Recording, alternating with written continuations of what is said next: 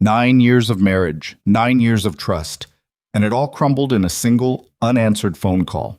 Vivian Cross, a leading Chicago lawyer, stood motionless in her office, listening to her husband whisper to her best friend, "When the divorce is finalized, you will be the true queen of the Viscari family." But that wasn't the cruelest thing she heard that day. If you enjoyed the story of a woman who shattered an empire without firing a single shot, like now and comment the city you're viewing from so I know how far my story has come.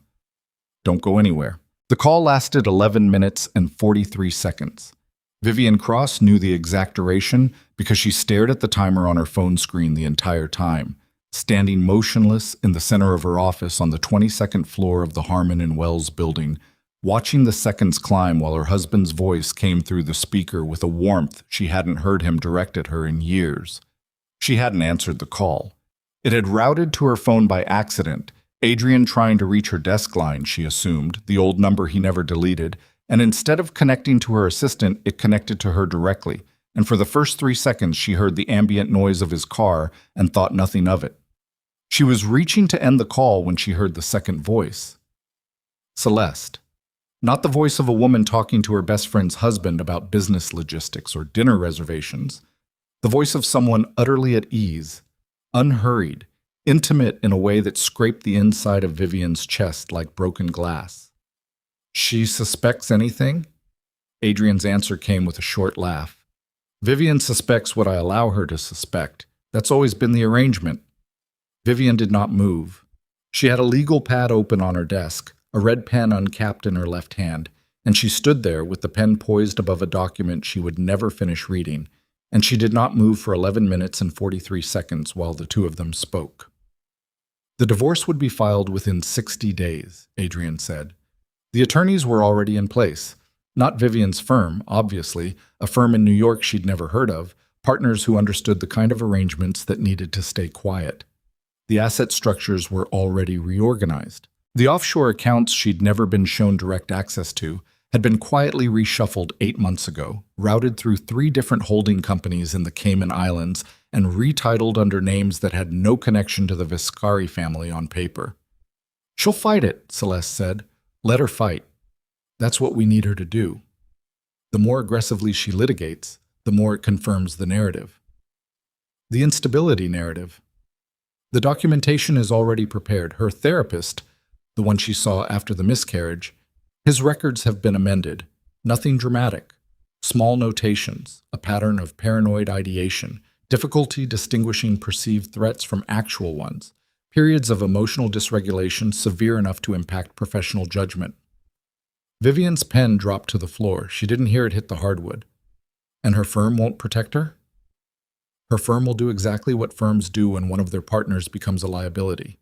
They'll distance. Quietly, professionally, with deep regret." Another laugh, quieter this time. "She'll be so busy trying to protect her career and fight the divorce that she won't have the bandwidth to look at anything else." There was a pause. A rustling sound. Then Celeste's voice again, lower, more careful. "And the miscarriage. You're sure that angle holds?" What followed was a silence of perhaps 4 seconds. Vivian counted them. "That angle holds because I made sure it holds," Adrian said. "I've had 8 years to make sure it holds." Vivian set the phone face down on the desk. She stood there another 90 seconds before she picked it back up. The call had already ended. She looked at the duration in her recent calls log, 11:43, and then she set the phone down again, walked to the glass wall facing Lake Michigan, and pressed her forehead against it. The glass was cold. 40 stories down, the city moved the way it always moved, indifferent and mechanical, taxis and pedestrians, and the distant gray churn of the lake in October wind. She watched it without seeing it. Her reflection was a ghost in the glass. Silk blouse, hair pinned back, the composed professional face she'd worn for so long it had stopped feeling like a performance. She breathed, in, hold, out. Her miscarriage had been in the 3rd year of their marriage. 12 weeks along, a Tuesday morning, a cramping that started at the breakfast table and escalated into something she couldn't ignore by the time she reached her car. She'd called Adrian from the hospital after. He'd arrived 2 hours later with flowers and red eyes, and a grief that had seemed, at the time, as genuine as her own. She breathed again. The glass fogged slightly where her mouth was. 8 years. She had grieved that child for 8 years with a man who'd spent 8 years making sure the grief could be used against her. It took Vivian 12 minutes to compose herself well enough to walk out of her office and down the hall to the women's restroom, lock herself in the furthest stall, and allow herself 45 seconds of shaking before she stopped. She ran cold water over her wrists at the sink, looked at herself in the mirror. The face that looked back was familiar. 35 years old, dark eyes, the kind of bone structure that made senior partners take her seriously in rooms full of men who'd rather not. But something behind the eyes had shifted in a way she couldn't fully name yet. She thought about crying. She decided against it. Not here. Not yet. Maybe not ever, but certainly not here. Not in the Harmon and Wells building at 2:17 in the afternoon with a client meeting at 4 and 3 open motions on her desk. She walked back to her office, closed the door, and sat down. She opened her laptop. She began to work. Vivian and Adrian Viscari had met at a charity event 9 years ago, one of those circuit events the Chicago money class attended as social obligation, past champagne and strategic conversation in a ballroom at the Langham Hotel. She'd been a rising associate at Harmon and Wells, 26 years old, the kind of sharp that made partners nervous and clients comfortable. He'd been 34, already running the Viscari Group, that name that appeared on half the commercial real estate in the Loop, and another third of the investment portfolios that moved through the city's financial corridors. He was polished, not in the way of men who were performing polish, but in the way of men who had absorbed it so completely it had become structural. He talked to her like she was the only person in the room, without ever making it feel like a technique. She'd been cautious. She'd dated enough successful men to know the difference between interest and acquisition, but Adrian Viscari was patient in a way those other men hadn't been. Patient the way a chess player is patient, she understood now, watching the board rather than the pieces. They married 18 months after they met. The wedding was at a vineyard in Tuscany, 140 guests, a week-long affair that featured in 2 lifestyle publications. Vivian's parents had come from their house in Cincinnati and looked slightly stunned for the entire ceremony, the way good people look when their child steps into a world that's bigger than anything they'd planned for. Celeste had been maid of honor. Celeste Rowan had been Vivian's closest friend since law school. The first year, a contracts class, a study group that started as convenience and deepened into the kind of friendship built on shared exhaustion and mutual respect. She was clever in a sideways fashion, not the direct analytical blade Vivian carried, but something more social, more intuitive, better at reading rooms and adjusting her frequency to match them. She'd made partner at a different firm 3 years ago. She was godmother to no children because Vivian had none. She had attended every birthday, every hard moment, every professional victory with the kind of warmth that had never, until today, given Vivian any reason to examine it. Now, sitting at her desk while October pressed gray against the window, Vivian examined it. She thought about every conversation she'd ever had with Celeste about Adrian, about the marriage, about the miscarriage, about the difficult quarters at the firm, the cases she was struggling with, the clients who complicated her professionally. She thought about what information, specifically, a person could extract from those conversations if they were extracting rather than listening. Quite a lot, she concluded. Quite a lot indeed. She didn't change anything that night. That was the first decision she made consciously, standing at the kitchen island at 7:15 while Adrian was in the shower upstairs and the housekeeper had already gone home, and the house held that particular luxury silence of high ceilings and expensive materials that absorbed sound. She poured 2 glasses of wine. She set his on the counter and held hers and breathed. When Adrian came downstairs, he was wearing a charcoal sweater, and his hair was slightly damp, and he looked the way he always looked. Polished, magnetic, the face she'd looked at across so many dinner tables and boardroom chairs that it had become part of the architecture of her life. And she watched him pick up his wine glass and said nothing. "Long day?" he asked. "Standard," she said. They ate dinner. Takeout from the Italian place on Wabash he liked, the one that always sent extra bread. They talked about the upcoming fundraiser for the Children's Hospital, about a renovation project in the River North portfolio, about a dinner they'd been invited to the following Friday. She listened to him speak and watched his mouth and thought about the voice that had come through her phone at 2:17 and looked for the seam between those two versions of the same man.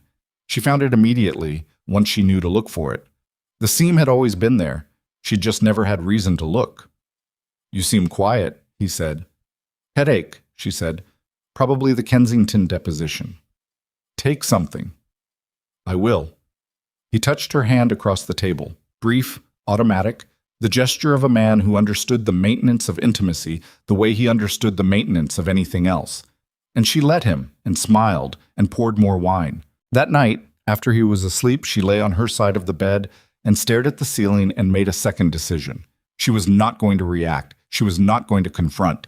She was not going to hire a private investigator, consult a divorce attorney, call her sister in Portland, or do any of the things a woman in her position was expected to do. Not because she was passive, because she was a lawyer. And lawyers, the ones who actually won, did not move until they understood the full shape of the territory. She needed to understand the full shape of the territory. She closed her eyes. She didn't sleep for a long time. The Viscari group occupied the top 4 floors of a building on South Michigan Avenue, and in the 9 years of their marriage, Vivian had been invited into Adrian's professional world with the selective visibility of a window that only opened from one side. She knew the surface architecture, the investment funds, the real estate holdings, the philanthropic arm that generated excellent press coverage and apparently excellent tax structures. She'd even done legal work for 3 of the group's subsidiaries, the kind of transactional work that appeared on its face perfectly routine. Now she looked at that work differently. She began staying later at the office. Not conspicuously, she'd always kept long hours, but she restructured those hours, redirecting focus from her active caseload to a parallel project she kept on a personal laptop she'd purchased cash at a Best Buy on a Tuesday afternoon, a device that had never connected to the Harmon and Wells network, and never would. She started with public filings, Secretary of State records, SEC disclosures, Cook County property records. She was methodical and patient, and she worked the way she'd learned to work in her first years as an associate, building a picture one document at a time, trusting the process, not chasing the narrative, but letting the facts construct it. What the facts constructed over the first 3 weeks was a geography of complexity that would have been impressive if it hadn't made her stomach turn. The Viscari Group's legitimate holdings were real. She'd verified enough of them to confirm they generated actual revenue, but they were also containers. Structures built not just to hold wealth, but to move it, to launder it through layers of authentic-looking business activity before it emerged, cleaned on the other end. The subsidiary she'd done transaction work for, a commercial property management company in Schaumburg, she traced to a holding entity she'd never been shown, which connected to a Cayman Islands trust that moved funds in patterns that had no plausible, legitimate explanation. She found 6 such structures in the first 3 weeks. She stopped being surprised by the 7th and 8th. What she couldn't find yet, what lived behind the structures rather than within them, was the source. The nature of the underlying activity that generated the capital being laundered. She had shapes without substance. She needed the substance.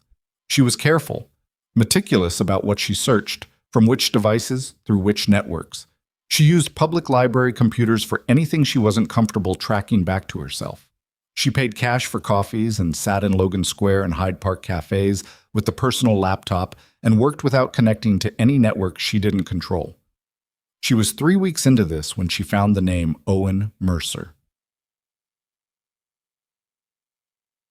It came up in a legal database search, a civil case from 2009, a wrongful termination claim brought by a former federal agent against the Bureau after a 17-year organized crime investigation was terminated without explanation, the agent arguing the termination was retaliatory following pressure applied by unnamed political figures in the Northern District of Illinois. The case had settled. The records were partially sealed, but enough remained public that she could see the shape of what the investigation had been. An unidentified criminal organization operating primarily in Chicago with tentacles across 6 Midwest states, controlling interests in labor, transportation, real estate, and financial services. The leadership so thoroughly insulated by legal architecture that despite nearly 2 decades of investigation, the Bureau had never been able to penetrate the upper hierarchy. The agent's name was Owen Mercer. He'd been 51 at the time of the case. He was retired now, presumably. She searched him separately, carefully, found an address in Bridgeport, found no current professional affiliations. She thought about that name for a week before she did anything with it. Meanwhile, she kept the performance going and found, to her own grim surprise, that it was not as difficult as she'd anticipated. This was either a professional asset or a warning sign about her own emotional architecture, and she chose, for now, not to examine which. She attended the Lakeshore Medical Benefit with Adrian. She wore the emerald dress he liked, and stood at his side and worked the room the way they always worked rooms together. Complimentary, polished, two people who understood the social function of appearing happy. She watched Celeste across the ballroom talking to a city councilman and felt something cold and precise replace what would have previously been warmth, and she smiled and clinked her champagne glass against the wife of a federal judge and said something that made the woman laugh. Celeste made her way over eventually. She always did. "Vivian, you look extraordinary." "So do you," Vivian said, and meant neither. They embraced with the practiced ease of people who'd been embracing for 14 years, and Vivian felt the other woman's hand on her back and thought about the word betrayal and found it insufficient. Betrayal implied someone who'd started on your side. She wasn't sure Celeste had ever been on her side. She wasn't sure she could trust her own memory on that point anymore. "You seem different," Celeste said, pulling back, studying her face with those searching green eyes. "Are you sleeping?" "Fine," Vivian said. "The Kensington case is running long. You know how depositions go." "I do." A pause, a smile. "You push too hard sometimes, Viv. You always have." "Probably," Vivian agreed. Later that night, lying awake again while Adrian slept beside her with the deep, even breathing of a man with an uncomplicated conscience, she replayed the encounter and cataloged what she'd said, what she'd revealed, what surface she'd given Celeste to read. She found nothing she regretted. She was getting better at this. She contacted Owen Mercer on a Thursday morning in November, 3 weeks before Thanksgiving. She used a prepaid phone she'd purchased in Evanston and a name that wasn't hers, and she sent a text message that said only, "I have documentation related to a Chicago organized crime investigation that was closed in 2009. I'm told you spent 20 years on it. I need to meet." He responded in 4 hours. "Who gave you my name?" She wrote back, "Public court records, your wrongful termination suit. Are you available?" A longer pause this time. Then, 2 days from now, noon, the Vienna Beef on Western in Bridgeport. Come alone and don't bring anything digital." She left her phone and her laptop at the office and took the Red Line south and walked 12 minutes from the station to a hot dog stand on a November street that smelled like sport peppers and exhaust. And she sat across from a man who was 63 years old and looked like he'd been assembled from the kind of material that didn't break easily. Heavy-boned, gray at the temples, with eyes that moved in the practiced way of people who'd spent decades looking for threats and found them often enough to keep looking. He looked at her for a long moment before he said anything. "You're not law enforcement." "I'm an attorney." "Who represents?" "Right now, nobody. I'm here personally." He nodded slowly, not like he was accepting that answer, but like he was filing it for later. "What documentation are we talking about?" She took a breath. "Cayman Islands trusts, Cook County shell structures, 18 months of financial transaction records showing fund movement through at least 8 subsidiary entities, all traceable to a single upper-level holding company. I also have," she paused, "identity. The name of the person at the top of the organization you investigated." Something shifted in his face, small, controlled, but she'd spent 9 years learning to read the faces of men who didn't want to be read. "You know who it is," he said. "I know who it is." A long silence. He looked out the window at Western Avenue. A CTA bus moved past, throwing diesel into the gray November air. "Why come to me?" he said finally. "You're a lawyer. You know where federal buildings are located." Because I don't know yet who inside those buildings is compromised, she said. You spent 20 years building a case that was shut down. I need someone who has the same interest I have in making sure this doesn't get buried again. He looked back at her. And what's your interest? She met his eyes. The man at the top of this organization is my husband, she said. And in approximately 8 weeks, he plans to destroy my life, take everything I have, and then eliminate me. Owen Mercer set down his coffee cup. He looked at her for a long time without speaking. Then, tell me everything. But she told him almost everything. She held back 3 things: the specific location of the documentation she'd compiled, the name of the Cayman Trust that was the structural keystone, and the detail about the amended therapy records.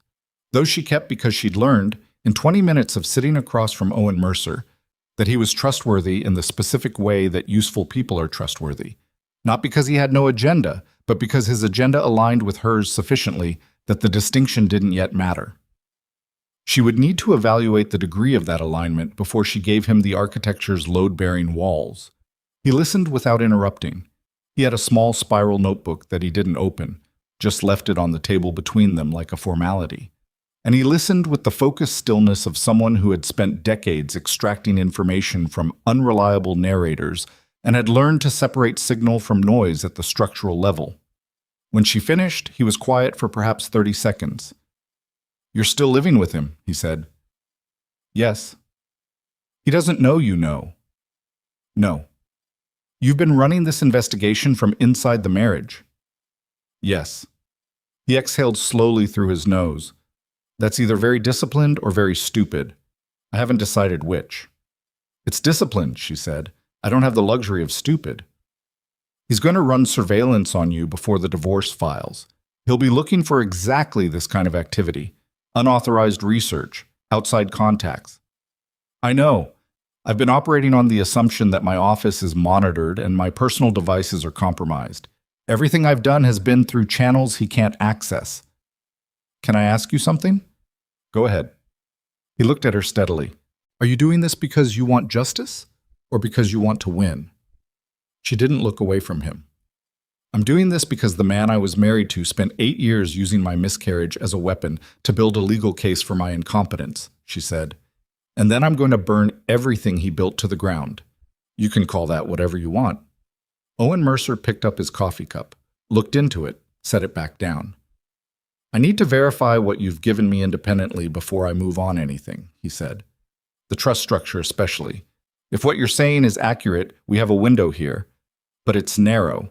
And if he gets any indication that someone's putting this together, the documentation will vanish and so will we. I understand. You need to go home tonight and act normal. I've been acting normal for 6 weeks, she said. I think I have the pattern down. He nodded, and for the first time something that might have been respect, or at least its predecessor, moved through his expression. I'll be in touch in 48 hours, he said. Different number, don't save it. She left the hot dog stand and walked back up Western toward the L and felt the November wind coming off the lake, cutting through her coat, and she thought about the vault. Adrian's private vault. She hadn't mentioned it yet. She'd known about its existence for years.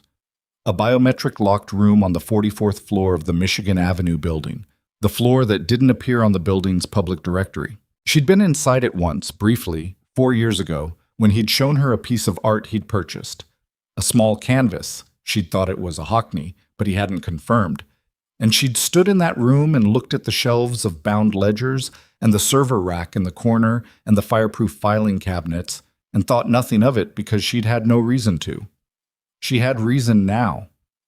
Whatever documentation existed in the world that could confirm the full scope of the Viscari operation, not the shell company paper trail she'd reconstructed herself, but the internal records, the operational ledgers, the communications that connected the financial architecture to the underlying criminal activity, it was in that room, and she had no idea yet how to get inside it. The L train came. She got on. The car was half full with the late morning crowd. Nurses in scrubs, a construction worker with orange clay on his boots, a teenage boy with headphones who was sleeping against the window. Ordinary people moving through ordinary Thursday afternoon, the city passing outside the scratched windows. She had 48 hours before Owen Mercer called back. She needed to figure out how to access a biometric vault on a floor that didn't officially exist. She closed her eyes and thought about Adrian's schedule for the following week, about the charity gala already in the calendar for January. The one he was using as the announcement vehicle, she understood now. The coronation of Celeste and the disposal of Vivian, the capstone of a plan 9 years in the making. And she thought about the wedding necklace in her jewelry box, the one he'd given her on their first anniversary, a strand of diamonds he'd told her was a Viscari family piece. And she thought about what it would mean to wear that necklace into a room full of his allies while everything he'd built was already on fire. She thought she might like that. She thought she might like that very much. The train crossed the river and dove underground, and the city vanished, and in the sudden dark of the tunnel, Vivian Cross opened her eyes and started to plan.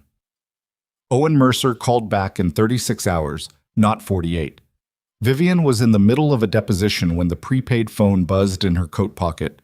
She'd worn the coat specifically because it had an interior pocket deep enough to muffle vibration, and she excused herself for 3 minutes, told opposing counsel she needed water, walked to the hallway outside the conference room, and stood with her back against the wall and her voice very low. "You verified it," she said. Not a question.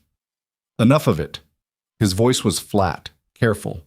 "The Schomburg entity is exactly what you said. I have a contact at FinCEN, someone I trust from before." I ran the transaction patterns past him without attribution. He confirmed the structuring signature matches a methodology they've seen before in 3 other investigations. All 3 went cold. How cold? Evidence room cold. The kind of cold that doesn't happen by itself. She pressed the back of her head against the wall. Down the hall, through the glass partition, she could see opposing counsel refilling his own water glass, checking his watch. Ordinary Tuesday afternoon. Deposition in room 4. Chicago practicing law on itself. "We need to talk about the vault," she said. A pause. "What vault?" "Michigan Avenue building, 44th floor. It doesn't appear on the building directory. Biometric access. His palm print, I think, possibly a secondary code. I've been inside it once. 4 years ago." "You're telling me the primary documentation is in a location that requires his biometrics to access?" "I'm telling you it's one location. I don't know if it's the only one." "Vivian." He used her name for the first time. "I need you to think carefully before you answer this. Is there any scenario, any legitimate scenario, in which you would have reason to access that floor?" She thought about it for exactly 5 seconds. "His assistant sometimes routes documents to a holding office on 44 when the executive floors are full during peak filing periods. It's happened twice that I know of. That's thin. Everything I'm working with is thin. That's the nature of working from the inside." Another pause. Longer. She could hear traffic on his end. He was outside somewhere, or near an open window. "I need 3 weeks, he said. "Don't move on the vault yet. I need to build the federal framework before we touch it, or everything inside it becomes inadmissible and we've done nothing except warn him. He files the divorce in 8 weeks. He's already restructured the offshore accounts. Every week you wait keeps you alive," Owen said. "Go back to your deposition." She went back to her deposition. She sat across from a corporate CFO for another 4 hours and dismantled his accounting logic with the precise, unhurried attention of someone who had nothing else on her mind. And when she walked out of the building at 6:15, the November dark had already come down over Michigan Avenue, and she stood on the sidewalk and felt the wind and felt absolutely nothing, which was either composure or the beginning of something she'd have to deal with later. She decided it was composure and got in a cab.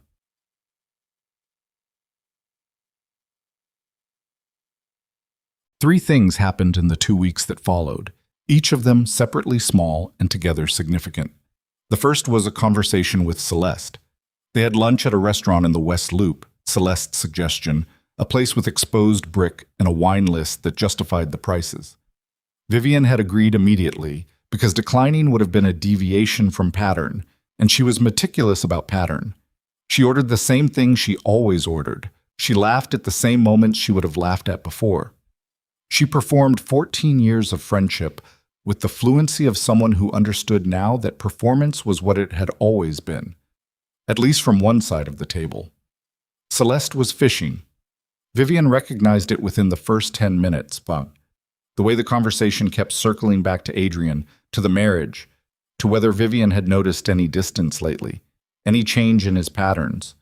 The concern deployed with the perfect calibration of a close friend who'd noticed something and wanted to raise it carefully. "He seems distracted," Celeste said, swirling her wine. "At the benefit last week, I thought, I don't know. Maybe it's the Meridian deal. Is that still running complicated?" "You know Adrian," Vivian said. "He doesn't bring work home." "No, I suppose he doesn't." A small pause. "Are you two okay?" "We're fine." "You'd tell me." "Celeste." Vivian met her eyes and smiled. "We're fine." Celeste held the look for a beat too long, the fraction of a second that separated genuine concern from assessment, and then smiled back and changed the subject to a renovation she was planning for her River North condo. And Vivian listened and contributed and ate her lunch and thought about what specifically Celeste had been sent to determine. Whether Vivian knew. That was the only question. Everything else was scaffolding around that question. She'd given her nothing, she was certain of it, but the lunch told her something she hadn't confirmed before.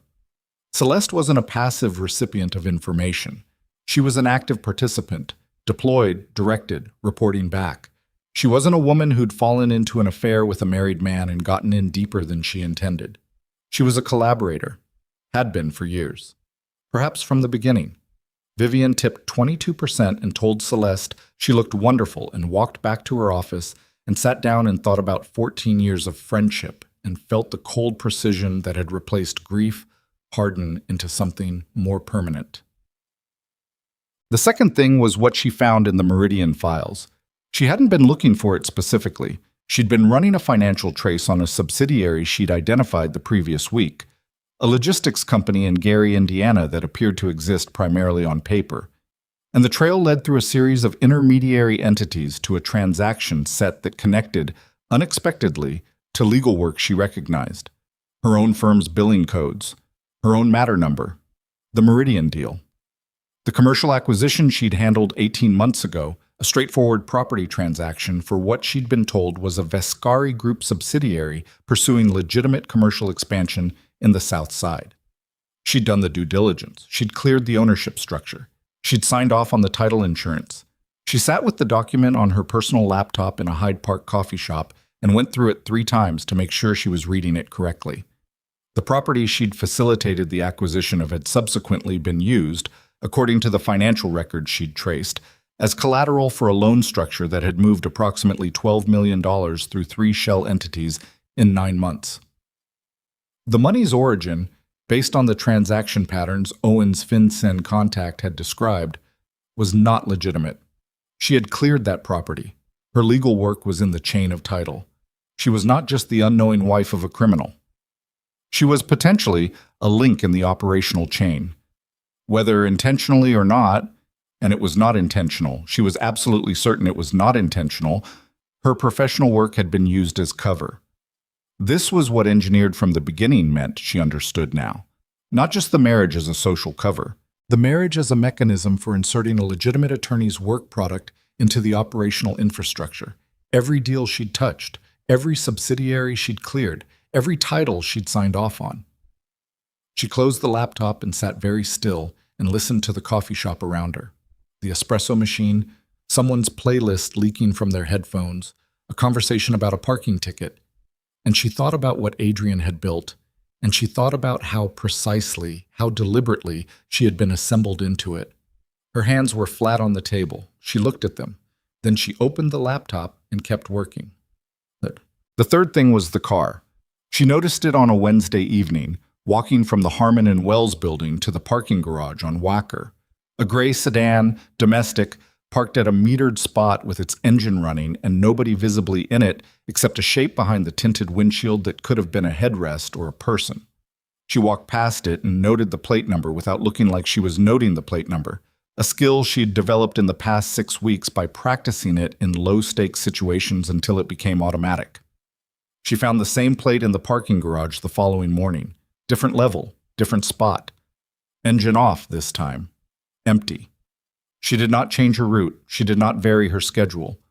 She went about 3 completely ordinary days with the knowledge that someone was watching her, and on the 4th day she called Owen Mercer from the prepaid phone while sitting in the food court of the Millennium Station, surrounded by enough ambient noise to defeat any directional microphone that wasn't close enough to be visible.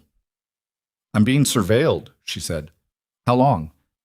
3 days confirmed, possibly longer before I noticed. "The car?" "Registered to a security consulting firm in Naperville. I ran the entity. It's a shell. It exists, it has a website, but the principal listed is a name I can't verify as a real person." "It's one of his." I assumed. "Okay." She could hear him thinking through the silence.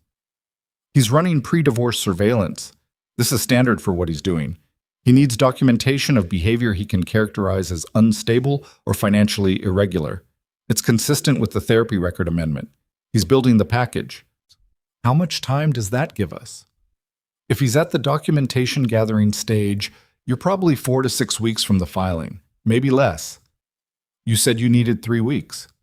I said I needed 3 weeks before we touched the vault. I've been moving faster than that. A pause. I have a federal contact, but not FinCEN, higher, who I trust because I have the same kind of material on him that he has on me. We've been in contact for 6 days. He's interested. But he needs the vault, Vivian. He needs primary source documentation, not reconstructed financial traces. Without what's in that room, we have a compelling circumstantial case and very good lawyers on the other side who will take it apart in discovery. I know. I need you to get inside that vault. She looked at the food court around her, a family eating McDonald's, a businessman on his phone, a teenager with a skateboard under his arm buying a Coke, the ordinary cross-section of a city that had no idea what moved underneath it. "Give me a week," she said. Touch. She'd been thinking about the vault for 2 weeks already, and what she'd settled on was not a plan so much as a sequence of observations that, assembled correctly, created a narrow window. Adrian's palm print controlled the door, but the door also had a secondary authentication, a 6-digit code entered on a panel beside the biometric reader. She knew this because she'd watched him enter it 4 years ago, standing slightly behind him in the corridor outside the room, and she'd registered the hand movement without consciously cataloging it at the time. The way you absorb things at the edges of attention. Over the past week, she'd reconstructed the movement sequence in her memory, working backward from the physical memory of watching him. The angle of his hand, the rhythm of the keystrokes, the position of his wrist. She was fairly confident the code was 417892. Fairly confident was not the same as certain, and a wrong entry would log the attempt and possibly trigger an alert. But the code was only one problem. The palm print was the other problem. And the palm print was not a problem she could solve the same way. What she could solve was access to the floor. The holding office routing she'd mentioned to Owen, she'd verified carefully that it was still an active procedure. Adrian's assistant, a meticulous young man named Derek, who Vivian had always liked and now regarded with new caution, routed overflow document deliveries to Suite 4402 when the 47th floor was in heavy use. The last routing had been 6 weeks ago. She'd found the email chain in the firm's document management system while searching for the Meridian files. She needed to be on that floor with a reason to be there, and she needed Adrian's palm print, or rather, she needed the door open without triggering a security alert that would reach him before she was out. She thought about this for several days, and then she thought about it differently and realized she'd been approaching it from the wrong direction. She didn't need his palm print. She needed him to open the door himself. She chose a Sunday afternoon in late November, 3 days before Thanksgiving.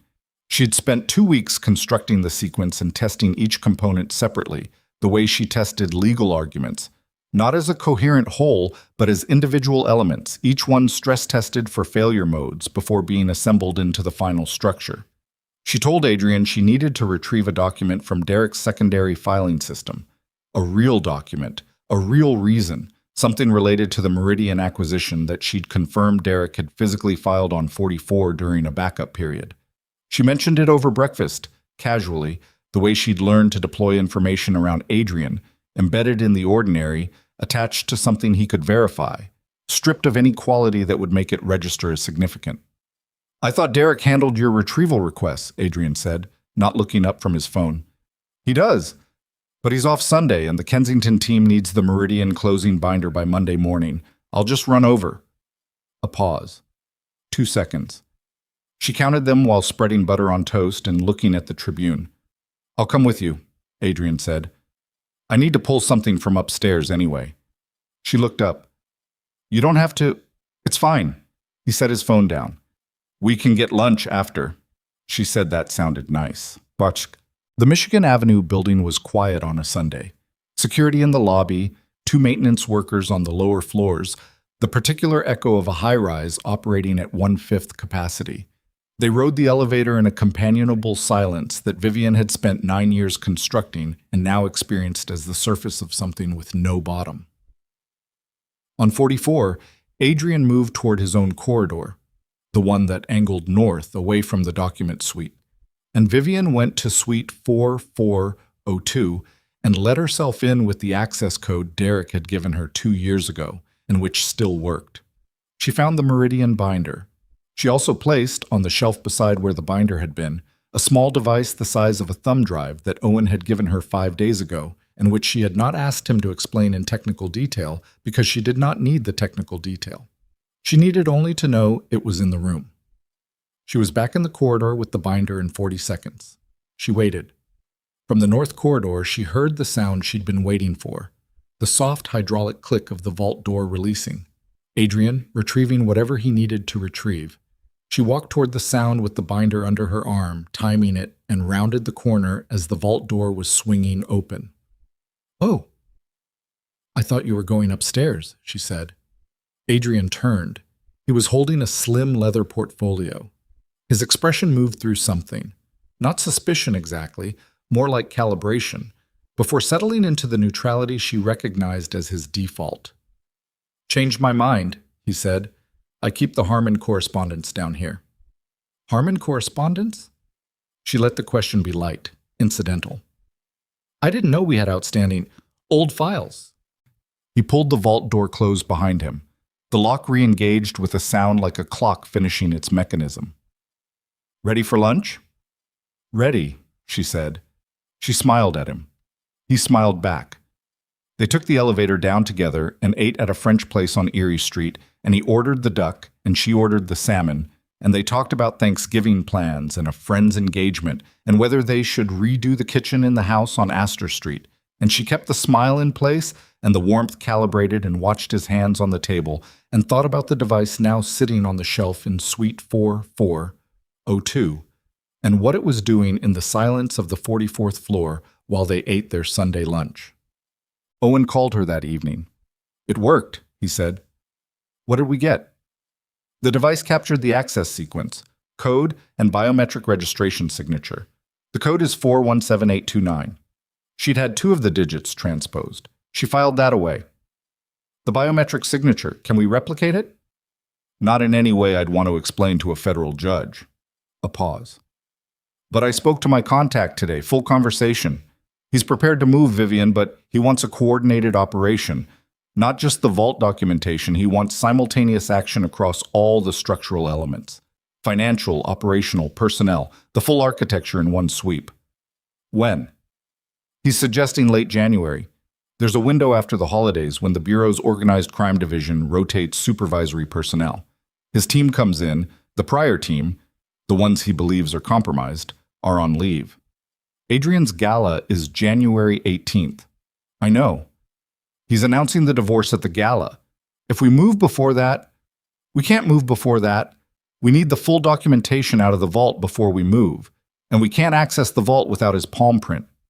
She stood at the window of her home office. Adrian was downstairs, she could hear the television, and looked out at the dark of the Astor Street garden and thought about January 18th, about the ballroom Adrian was already booking, about Celeste, in whatever dress she'd selected for the occasion of becoming the Viscari Queen. "There might be a way to get him to open the vault again," she said, "in a context where we can access it after. In a context where he opens it and leaves it accessible long enough for a federal team to get inside." What context? She'd been thinking about this for 2 days. It had come to her in the specific way that the best legal strategies came, not as inspiration, but as the logical conclusion of following the evidence far enough. The gala, she said. He'll need documentation from the vault before the gala. He's going to have federal agents looking at him the moment the divorce is public. He knows that.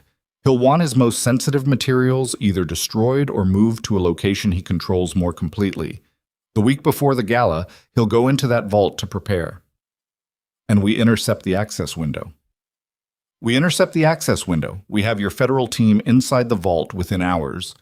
They document and copy everything, and every piece of evidence is authenticated and in federal custody before the gala happens. And then I walk into the gala, she said, and I let him have his announcement. Owen was quiet for a moment. You want to be in the room when it happens. I need to be in the room when it happens. That's not operational necessity, Vivian. That's personal. Yes, she said. It is. He exhaled. She could hear him weighing it.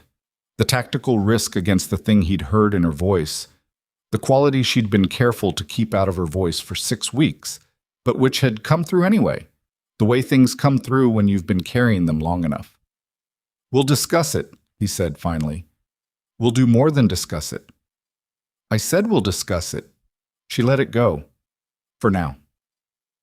Us. She made one mistake in December. It was small. She was almost certain it was small. She'd been at the office late, a genuine work emergency, a client in crisis, the kind of Thursday night that had nothing to do with her parallel investigation.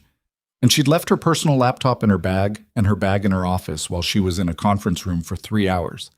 And when she came back, the bag was where she'd left it, and the laptop was where she'd left it. But the laptop was slightly warm.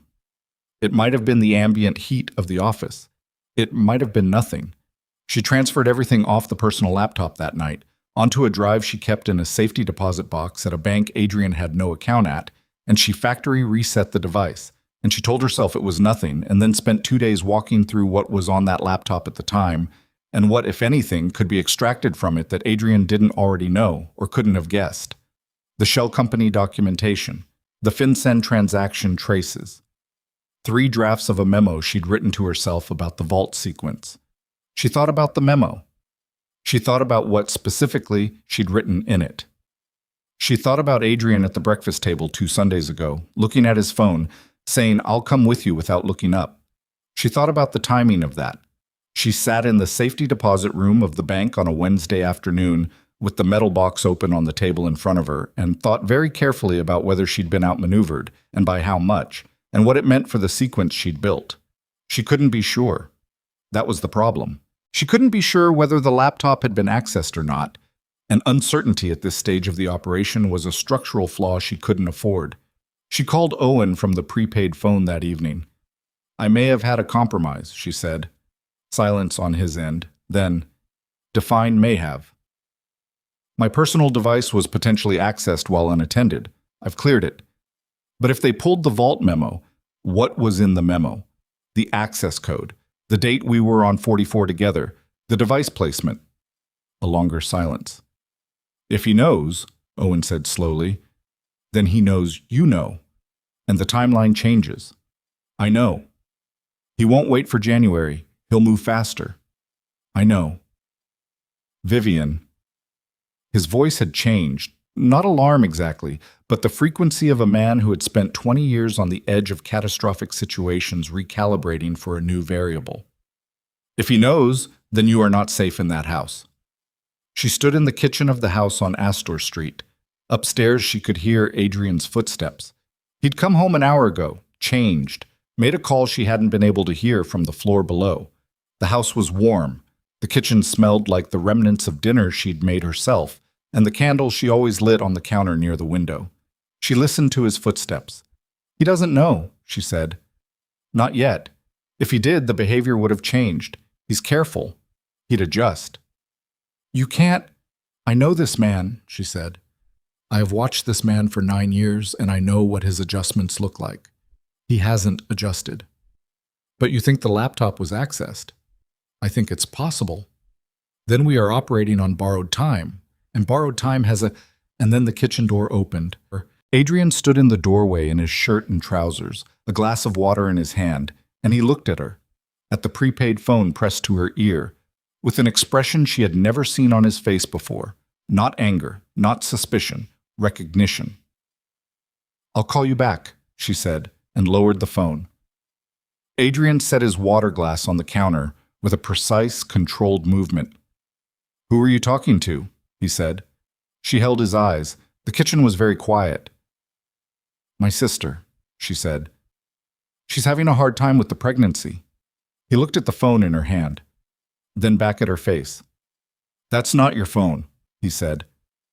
"That's not your phone," he said.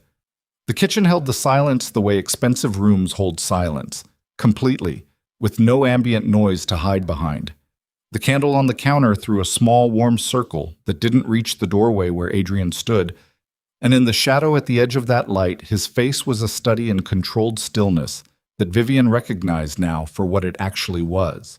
Not composure, calculation. She didn't move, didn't adjust her weight or shift her grip on the phone, or do any of the small physical things that people do when they've been caught and their body knows it before their mind catches up.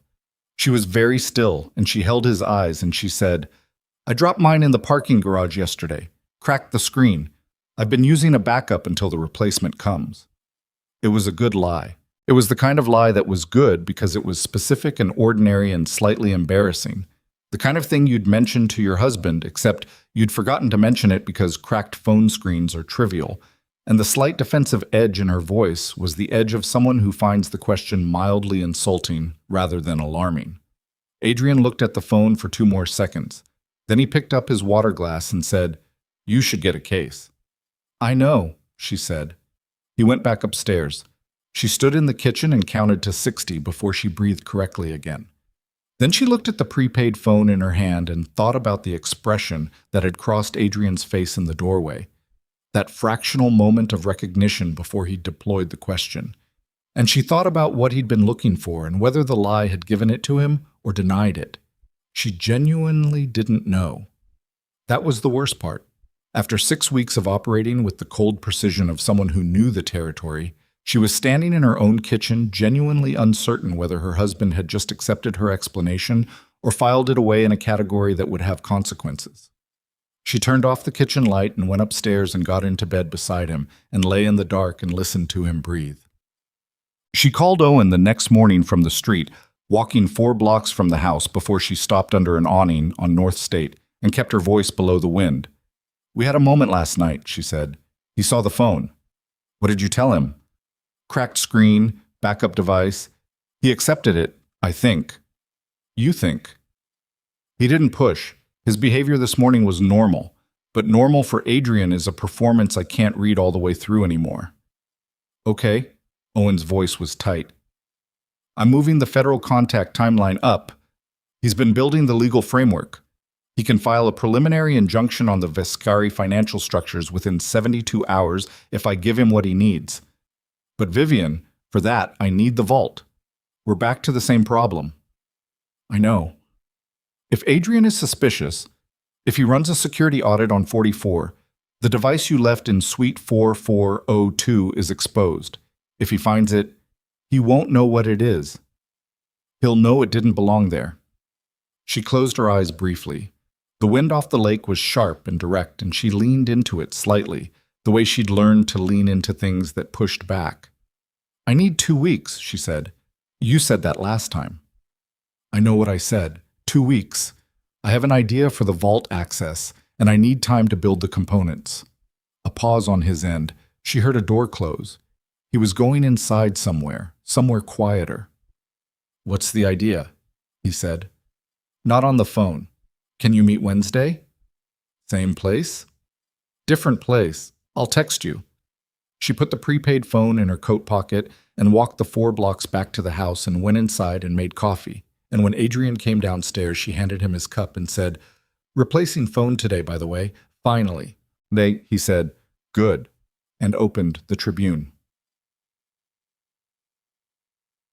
Wednesday came and went. She met Owen at a diner in Pilsen, a corner booth, the kind of place with laminate tables and coffee that came automatically, and a noise level that made directional surveillance impractical. She laid it out for him. She'd identified a pattern in Adrian's schedule that put him in the Michigan Avenue building on Saturdays for approximately 4 hours, mid-morning, a pattern consistent enough over the past 6 weeks that she was confident it was structural rather than coincidental. Saturday was when he managed the organizational side of the operation, not the legitimate business, the other business. The day his security detail was reduced because a full detail on a Saturday attracted the kind of attention a reduced one didn't. "He'll be in the vault on the Saturday before the gala," she said. "January 15th. He'll need to move documentation before the announcement triggers scrutiny. That's our window. Not before, not after." Owen wrapped both hands around his coffee cup. "January 15th gives us 3 days before the gala. 3 days for your federal contact to position his team. Is that enough? It's tight. Everything about this is tight." He looked at her across the table. The diner light was flat and fluorescent and unkind, and she sat in it without self-consciousness, the same way she sat in deposition rooms, present, undecorated, not performing anything. "You said you had an idea for the access," he said. "Adrian has a physical therapy appointment every Thursday at 6. He leaves the building through the Wabash entrance. I've confirmed this 3 times. His security detail does a vehicle sweep in the parking structure at 5:50, which means there's a 10-minute window where the 44th floor has no active security personnel. That's not vault access, that's a window. The window is how we get the device off the shelf in Suite 4402 without triggering the electronic log. And it's how we replace it with a new device, one your contact's team program specifically to capture the full biometric sequence the next time Adrian accesses the vault, not just the access code." Owen was quiet for a moment. "How do you get onto the floor during that window?" "Derek's access code to Suite 4402 still works. I tested it last week." "Vivian." He set the cup down. "You went back to 44. I retrieved a document. I was on the floor for 4 minutes. You can't—" "I know the risk," she said. "I've been calculating risk for 8 weeks. Can your contact's team build the new device in time?" He looked at her for a long moment. Then he took out his spiral notebook, the one he never wrote in, and opened it for the first time and wrote something she couldn't see from across the table. "I'll ask him," he said. The device was ready in 6 days. She retrieved the old one and placed the new one on a Thursday evening in December, 11 minutes from entry to exit, using the stairwell rather than the elevator on the way out and walking 3 blocks north on Michigan before hailing a cab. When she got home, Adrian's car was in the garage and the house lights were on, and she walked inside and said she'd been at Whole Foods and held up the grocery bag she'd purchased for exactly this reason. And he said hungry, and she said starving, and they ate leftovers at the kitchen island, and she told him about a partner at the firm who was having a protracted custody dispute, and he told her about a property deal in Fulton Market, and neither of them said anything that meant anything, and afterward she washed the dishes, and he watched the news, and the evening passed the way evenings passed. She had 3 weeks until January 15th. On the 22nd of December, 4 days before Christmas, she went to Celeste's holiday party. She almost didn't. The case for not going was rational. Every interaction with Celeste was now a performance that consumed energy she needed to conserve, and the performance had to be flawless because Celeste, she'd come to understand, was better at reading people than almost anyone Vivian had ever met. That social fluency, that instinctive frequency matching, it wasn't a neutral gift. It was a tool. But not going would be a deviation from pattern, and she was meticulous about pattern. So she went. She wore a black dress and arrived with a bottle of wine and embraced 14 people she knew to varying degrees of intimacy and drank 2 glasses of Burgundy over 3 hours and kept herself at the pleasant middle distance of someone enjoying a party without being at the center of it.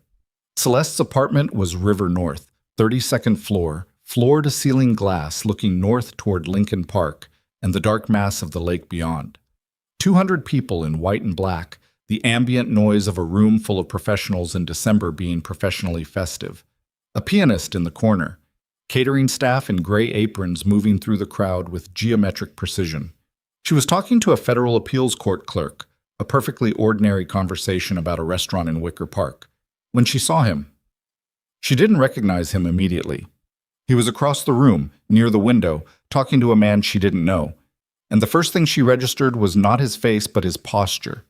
The specific weight distribution of someone who occupied space in a room the way people occupy space when they're used to being looked at without staring back. She'd seen that posture before, in depositions, in federal courtrooms. Then he turned slightly and she recognized the jaw, the gray at the temples, the particular set of the shoulders. Her federal contact, Owen's federal contact. The man she'd never met but whose name she knew because Owen had used it twice and she'd memorized it automatically the way she memorized everything relevant. Deputy Director Samuel Kraft, at Celeste's Christmas party. She kept her expression exactly where it was. She laughed at something the court clerk said and touched his arm lightly and said she needed to refresh her drink. And she moved through the party with the patient directional movement of someone who wasn't moving toward anything in particular. And she positioned herself near the kitchen door, where she had a sight line to the window, and watched Samuel Kraft talk to the man she didn't know. Celeste appeared at Kraft's elbow 12 minutes later, not as a hostess greeting a guest, as someone greeting a person she knew. The embrace was brief but familiar. They spoke for perhaps 4 minutes, heads slightly inclined toward each other in the posture of people having a quiet conversation in a loud room. Vivian set her wine glass down on a side table and left the party at 10:15. She sat in her car in the parking structure on Huron Street and thought about Samuel Kraft at Celeste's party and thought about the 20 years of investigation that had been shut down without explanation and thought about what Owen had said, the kind of cold that doesn't happen by itself. And she thought about Owen. She thought about Owen very carefully. He had come to her as a retired federal agent with a grievance against the Bureau and a 20-year investment in a case that had been taken from him. He had verified her documentation independently. He had connected her to a federal contact he described as trustworthy in the specific way useful people are trustworthy. He had guided the operational sequence step by step across 8 weeks. Every step of the operational sequence had required her to provide information, access, and physical presence in the Vescari building. She thought about that. She took out the prepaid phone and looked at it, and thought about Owen's instruction, the first time they met. Don't bring anything digital. She thought about the device on the shelf in Suite 4402. The first one, which she'd placed herself, which Owen had given her. The one that had captured the vault access code and, Owen had told her, the biometric signature. She thought about what else it might have captured, her hand on the shelf, placing it. The document she'd retrieved, her face possibly, if it had a camera component she hadn't been shown, her presence on the 44th floor. On record. On a device she hadn't examined and whose full capabilities she'd accepted on Owen's description. She sat in the parking structure and felt the cold that had nothing to do with December, the cold that settles into the sternum when a structure you've been standing on shifts and you can't tell yet how far it's going to drop. She drove home. She did not call Owen. She spent Christmas acting normal. They went to Adrian's family property in Lake Geneva, a house she'd always found beautiful in the abstract way of things you don't love. 12 rooms on the lake, his brother's family there, Christmas dinner around a table that seated 14. She played the role she'd always played in that family, engaged, warm, slightly outside the innermost circle by marriage rather than blood. She watched Adrian with his nieces and nephews and thought about the man on the phone in November and the man carving turkey in December, and found she could hold both images simultaneously now without the vertigo that would have accompanied that 6 months ago. That was either growth or damage. She still didn't call Owen. She gave herself until New Year's to decide what she knew and what she was going to do about it. On the 29th of December, sitting in the safety deposit room at the bank, with the drive from her cleared laptop on the table in front of her, she made herself construct the worst version of what she'd seen at Celeste's party. Worst version? Owen Mercer was not what he'd presented himself as. The wrongful termination case was real. She'd verified it. But its meaning was different from what she'd assumed. He hadn't been shut down because he was getting too close to the Viscari organization. He'd been shut down because he'd gotten too close to something else, and the settlement that had ended the case had included terms she couldn't access because they were sealed. He'd come out of that case with motivation to appear as an enemy of the Vescari operation. He'd spent years positioning himself as the man the Vescari boss had destroyed professionally. Perfect cover for a man who'd actually been turned. Samuel Kraft at Celeste's party, not a corrupt official who'd been installed to protect Adrian's organization. A corrupt official who was part of it, who Owen had presented to her as the trustworthy federal contact who would take down the Vescari Empire, because that contact was the mechanism for making sure the Vescari Empire survived. What the operation actually accomplished, in the worst version, Vivian provides the financial documentation she'd compiled, the evidence Adrian couldn't have known she'd assembled.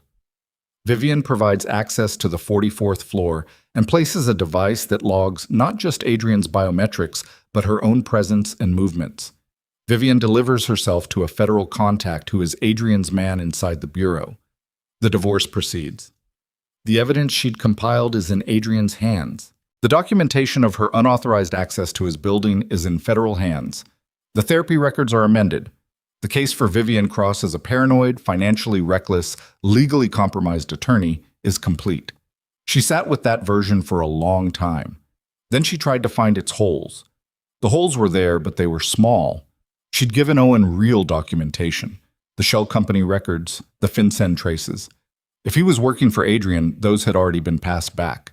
The offshore structures she'd identified might already be in the process of being dismantled and rebuilt somewhere she hadn't found yet. The window she'd been building toward, January 15th, the vault, the federal team, might be a window that opened onto nothing. Or worse, onto something that closed around her. She thought about the vault memo on the laptop, the one that might have been accessed, the one that had the access code. If Adrian had that code from her memo, he'd changed it already. The new device she'd placed on the 44th floor was capturing a code that didn't exist anymore. She had possibly spent 8 weeks building an operation that had been used against her in real time. She put the drive back in the deposit box and locked it, and sat in the small institutional room and let herself feel it, really feel it, for the first time since October, the full weight of what she was in. Not just a betrayed wife, not just a woman building a case, a person who had been inside a structure she didn't understand, whose exits she could not verify, who had handed the people who wanted to destroy her the tools they needed to do it with institutional legitimacy. She breathed. In. Hold. Out. Then she thought about what she actually knew. Not what she feared, not the worst version, but what she could verify independently without Owen Mercer, without Samuel Kraft, without any of the components she'd been given rather than built herself. The financial documentation was hers. She'd built it herself, verified it herself, from public records and her own legal expertise. Nobody had given her that. The Meridian connection was hers. Her own work, her own discovery. The vault existed. She'd been inside it. That was hers. And there was one more thing, something she hadn't shared with Owen, something she'd held back from the first meeting because she'd learned in 20 years of legal practice that the thing you don't put on the table is often the thing that wins the case. She took out her personal phone, the new one, the replacement, which she'd had swept for monitoring software by a security consultant she'd hired under a pretext engagement 2 weeks ago and which had come back clean. And she opened a note she'd made to herself in a folder labeled Kitchen Renovation Quotes. One name, one phone number. A woman she'd never met, but whose existence she'd found in a sealed federal filing from 2014, a witness protection relocation that had been partially declassified as part of a FOIA response she'd submitted under a firm name that wasn't hers. The woman's name, before protection, had been Maria Solis.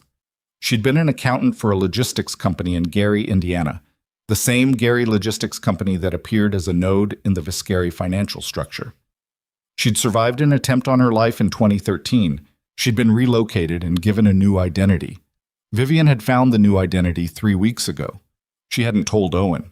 Maria Solis, now living under a different name in a city she'd verified before she contacted her, was the only person Vivian knew of who had been inside the operational side of the Vescari organization, survived, and was in a position to give testimony.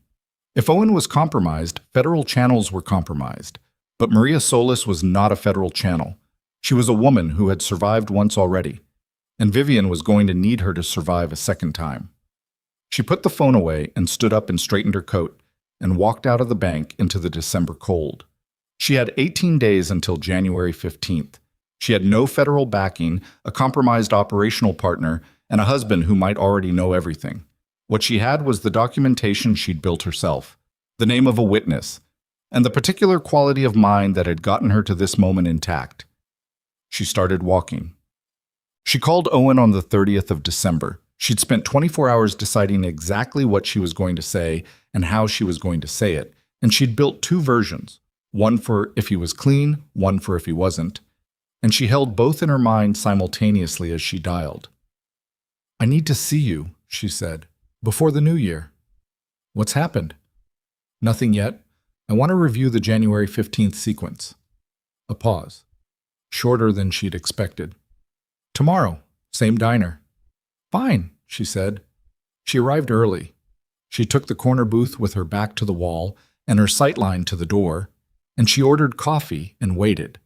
And when Owen Mercer walked in at noon, she watched the way he moved through the diner, who he looked at, whether he paused, whether his eyes went to the windows before they went to her, and she read everything she could read. He sat down. He looked the same as always. He ordered coffee from the waitress without looking at the menu and turned to her and said, "Talk to me."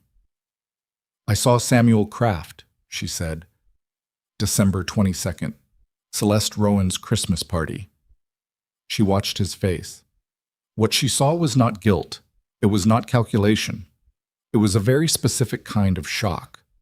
The shock of a person receiving information that contradicts something they believed was true. The instantaneous restructuring of a mental map that had just lost a landmark. That reaction lasted perhaps 1 second before he contained it. But she'd seen it. "What?" he said. "Celeste Rowan's Christmas party. Samuel Kraft was there." Celeste greeted him personally. They spoke for 4 minutes. It wasn't a professional contact. Owen set his coffee cup down and looked at the table. "Owen." He looked up. "Is he compromised?" she said. A long silence, long enough that the waitress came by and refilled her cup and left again. "I don't know," he said. "That's not an answer I can work with. It's the only answer I have." Something had shifted in his face, not the composure that was still in place, but behind it. The particular exhaustion of a man confronting a possibility he'd refused to examine. "I've known Sam Kraft for 22 years. He was the one person inside the bureau I was certain—" "Certainty," she said, "is what they bank on." He looked at her across the laminate table. "If Kraft is theirs," he said slowly, "then everything we've built may already be in Adrian's hands." "Yes." "The device on 44. I know. The documentation you gave me. I know." She kept her voice flat and even. "Which is why I need to know if you are also theirs." The diner noise continued around them. Coffee machine, conversation, the bell over the door as a customer left. Owen Mercer looked at her, and his face moved through something she couldn't fully catalog, something that had age and damage in it. The face of a man looking at the accumulated cost of 20 years in a single expression. "No," he said.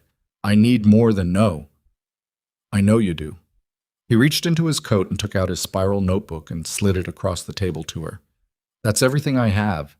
Every contact, every document exchange, every conversation I've had related to this operation, including with Kraft. It's all there. Read it."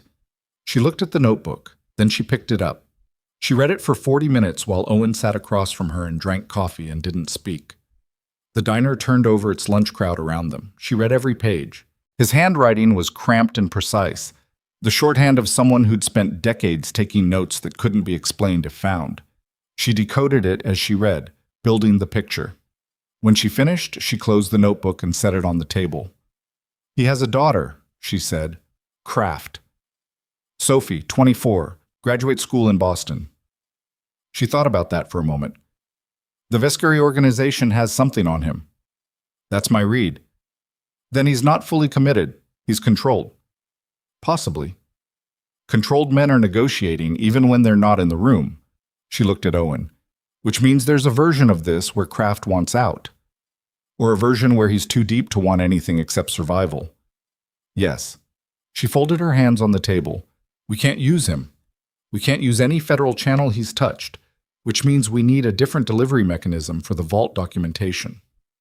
There are other... I have a witness, she said. Owen went still. An inside witness, someone who was operational, who survived and was relocated. She watched his face carefully. I've known about her for 3 weeks. I didn't tell you. He held her gaze. She could see him absorbing this, the fact of the information and the fact of her having withheld it simultaneously. Maria Solis, he said. She felt the bottom of something fall away. He knew the name. She's dead, he said quietly. January 2019, house fire in her relocation city. The bureau listed it as accidental. The diner continued around her, the coffee machine, the bell over the door. They found her, Owen said. Whoever found her, it wasn't through me. But they found her. Vivian looked at her hands on the table, the last component she'd held back, the last card. The one she'd kept because she'd learned that the thing you don't put on the table is often the thing that wins the case. Gone. Before she'd ever played it. She sat in the corner booth of a diner in Pilsen on the 30th of December and felt the full dimension of what she was facing for the first time without the insulation of forward momentum, without the next step to plan, the next document to pull, the next move to make. Just the bare facts of it. A husband who ran a criminal empire, a federal contact who was controlled by that empire, a witness who was dead, an operation that may have been compromised from the inside, a gala in 18 days where her husband planned to discard her in front of Chicago's elite before eliminating her entirely. She thought about the wedding necklace in her jewelry box, the Viscari family piece, the strand of diamonds she'd worn on their first anniversary while Adrian had looked at her across a candlelit table with the face of a man who had already decided what she was for. She thought about what it would mean to walk into that ballroom. She thought about the documentation she'd built herself, the part that was entirely hers, that nobody had given her, that lived in a safety deposit box at a bank Adrian had no account at. She thought about the Meridian files, her own work product, her own legal signature in the chain of title. She thought about the one thing nobody, not Owen, not Kraft, not Adrian, knew she had. Not a witness, not a device, not a financial trace, a conversation, her phone, her recent calls log. October 14th, 11:43. She had never deleted the call record. She had the number it originated from, and she was a lawyer, and she knew what a subpoena could extract from a carrier record, and she knew which federal agencies operated outside the chains that Samuel Kraft could compromise, and she knew specifically which assistant United States attorney in the Northern District had built her career on financial crime prosecutions and had never, in 12 years of practice, had a case connected to the Viscari organization because she'd never been given one. Her name was Dana Rourke. She was 41 years old. She coached her daughter's soccer team on Saturdays, and she had a reputation in the federal building that was specific and consistent. She didn't settle, and she didn't stop. Vivian had never contacted her, had never planned to, because she'd had Owen's federal channel, and it had seemed cleaner. Now she had nothing except Dana Rourke, and 18 days and a call record that was the foundation of everything. She looked up at Owen. I need to start over, she said. Different channel. Someone Kraft has never touched.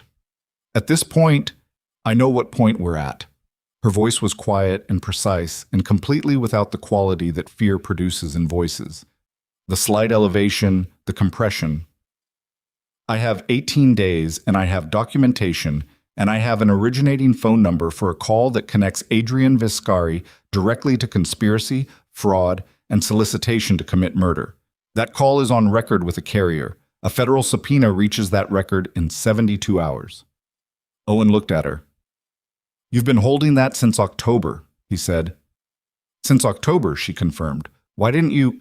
Because I didn't know yet who to trust. She picked up her coffee cup. I'm still not entirely sure. But I'm out of time and out of options, and you're what I have. He was quiet for a moment. Dana Rourke, she said. Northern District. Do you know her? By reputation. Is she clean? He thought about it for a long moment. The kind of long moment that meant he was actually thinking, not performing deliberation. As far as I know, he said, she's never been given a reason not to be. Vivian nodded. Then we have 18 days, she said, to give her one hell of a reason. Outside the diner window, December pressed down on Pilsen. The gray sky, the salt-scarred sidewalks, a kid on a bicycle navigating the slush at the corner with the focused determination of someone who had somewhere to be. The ordinary machinery of a city that had no idea what lived underneath it. Vivian Cross put on her coat. She had 18 days to dismantle an empire with nothing but what she'd built herself. And somewhere in the Michigan Avenue building, in a vault on a floor that didn't officially exist, Adrian Viscari was already moving his pieces toward a board he believed she couldn't see. He was wrong. She buttoned her coat to the throat, picked up the prepaid phone, and walked out of the diner into the December cold without looking back. She called Dana Rourke's direct office line at 4:15 that afternoon from a payphone outside a currency exchange on Blue Island Avenue, one of the last working payphones in the city. She'd located it 2 weeks ago for exactly this contingency. The call went to voicemail. She left 12 seconds of message, nothing more. A name, a case reference number from the Meridian filing, and a single sentence. I have the originating call record that identifies the Viscari organization's leadership. I'm an attorney. I'll call back tomorrow at the same time. She hung up. She stood on Blue Island Avenue in the last gray light of December and felt the specific quality of a door closing behind her. Not the door of an exit, but the door of a room she'd just committed to finishing what she'd started inside. There was no retrieving the voicemail, no pulling back the name or the case reference. Dana Rourke would run both within the hour. She'd find Vivian Cross, attorney, Harmon and Wells. She'd find the Meridian matter. She'd find the Viscari group connection, and she'd either make the call that mattered or she wouldn't. Vivian had spent 8 weeks building a structure that had been partially compromised from underneath her. What she had left was the foundation she'd poured herself before anyone else had been in the room. The call record, the financial documentation, her own legal work product turned against the man who'd weaponized it, and the wedding necklace in the jewelry box at home, which she was going to wear on January 18th, not as a symbol of what had been taken from her, but as a declaration of what she had refused to become. She had 17 days. She walked to the L station and took the train north and watched the city pass in the windows, the rooftops, the water towers, the lit windows of ordinary lives stacked against the winter sky. And she thought about Vivian Cross at 26 in a ballroom at the Langham Hotel, cautious and sharp, and not yet understanding what patience in a man who watched the board rather than the pieces actually meant. She thought about what that woman would think of the woman on the train. She thought she'd understand her completely. The train moved north through the dark, and Vivian Cross sat with her hands in her lap and her eyes forward and thought about 18 days, and Dana Rourke, and a ballroom full of people who were about to witness something none of them had been invited to see. Dana Rourke called back in 19 hours. Not at 4:15 the following day. At 11 in the morning, Vivian's office line, which meant she'd run the name, found Harmon and Wells and decided a direct approach was faster than waiting. Vivian picked up on the second ring. Ms. Cross. The voice was flat, Midwestern, with the particular compression of someone who had learned to remove affect from professional communication the way you remove fat from stock. Not because affect was useless, but because it clouded the flavor of what you actually needed. You left me a voicemail yesterday. I did. The Meridian case reference. That's a closed commercial transaction. The transaction is closed. What it facilitated is not. A pause. Brief. I'm going to need you to come in. I'm not coming into a federal building until I understand the chain of custody for whatever I bring with me. Specifically, I need to know which supervisory personnel have access to organized crime case files in the Northern District. Another pause. Longer. The quality of a person recalibrating. That's an unusual request, Rourke said. I'm aware. It implies you have a concern about internal exposure. It implies I've done my research, and I'm not going to spend 8 weeks building something only to hand it to the wrong person. Vivian kept her voice level. I'll meet you outside the building, neutral location. You, one other person you trust completely, and nobody else. After that conversation, if you want me to come in formally, I will. The silence on Rourke's end was the silence of someone deciding whether this was a credible witness or a paranoid one. "Tomorrow," Rourke said. "Noon. There's a coffee shop on Adams, half a block west of the Dirksen building. I'll be alone." "I'll find it," Vivian said. She hung up and sat at her desk and looked at the Kensington file open in front of her. A real case, a real client, a deposition scheduled for Thursday that she would prepare for tonight because she was still an attorney and her clients were still her responsibility. And she thought about the 17 days left and felt the countdown, the way you feel the approach of something large and fast, not as abstraction, but as physical pressure. Dana Rourke was smaller than Vivian had expected. That was the first thing, not the handshake or the eyes or the way she looked at Vivian's face when she sat down, but the fact that she was perhaps 5'3" in flat shoes and had the kind of compact, economical, physical presence of someone who had stopped performing stature a long time ago because she'd found it unnecessary. She was 41 and looked it, not badly, but honestly, the face of someone who had put in the hours without pretending otherwise. She looked at Vivian for a long moment before she said anything. "You're his wife," she said, "for approximately another 17 days. He's filing. And before or immediately after, he plans to eliminate everyone who can connect him to the operational side of his organization. That list includes me." Rourke wrapped both hands around her coffee cup. She had a small scar on her left index finger, old, the kind you get from something domestic and careless. And Vivian found herself noticing it the way you notice specific details when your nervous system is running at capacity and cataloging everything as potential information. "Walk me through what you have," Rourke said. Vivian walked her through it. All of it. The call record, the shell company documentation, the Meridian connection, the offshore restructuring, the amended therapy records, the gala timeline. She held back nothing except Owen Mercer's name and Kraft's. She needed Rourke to build her own picture before introducing the complication of a compromised federal contact. Rourke listened the way Owen listened, without interrupting, with a focused stillness that was professional rather than personal. But where Owen had the stillness of a hunter, Rourke had the stillness of a builder, someone assembling rather than tracking. When Vivian finished, Rourke was quiet for perhaps 20 seconds. "The call record," she said. "You still have it. Carrier record, October 14th, 11 minutes 43 seconds.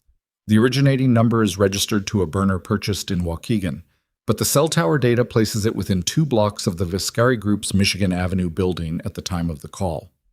I have a legal analysis connecting the number to 3 other calls made from the same device over 14 months, all to numbers registered to shell entities in the Viscari structure." "You did that yourself." "I'm a corporate attorney. Following money through shell structures is my professional vocabulary." Rourke looked at her. "Why didn't you come to us in October?" "Because I didn't know who inside your building was safe." "And now you do?" "Now I know who isn't," Vivian said, which is a different calculation. She told her about Kraft then, kept it factual, stripped of interpretation, the Celeste party, the familiarity of the greeting, Owen's assessment. She watched Rourke's face during this and saw something tighten around the eyes. Not surprise exactly, but the recognition of a pattern that had been present in peripheral vision for longer than it had been looked at directly. "Kraft has oversight of 3 active organized crime investigations in this district," Rourke said. Her voice had gone quieter. "If what you're describing is accurate, I'm not describing. I'm reporting what I observed. Then I need to move very carefully."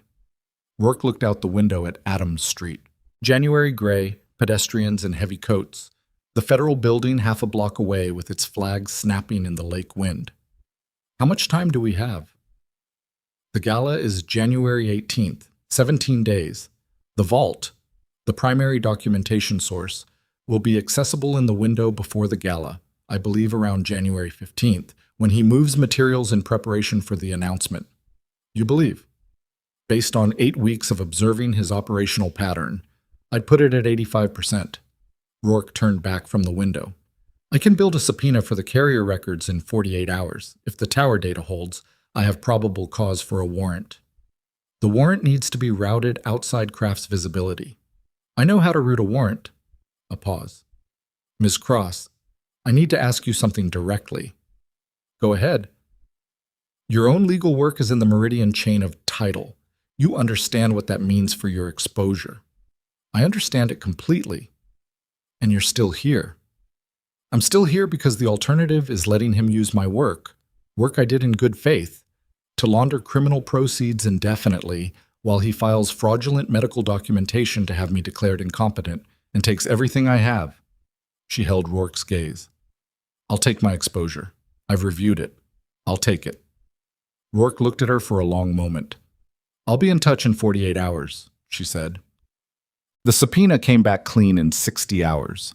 The carrier data was everything Vivian had said it was. Tower placement, call duration, device registration trail. Rourke called her on the 3rd of January with a voice that had changed frequency, the particular shift that happens when a person moves from evaluating a situation to being inside it. We have the warrant, she said.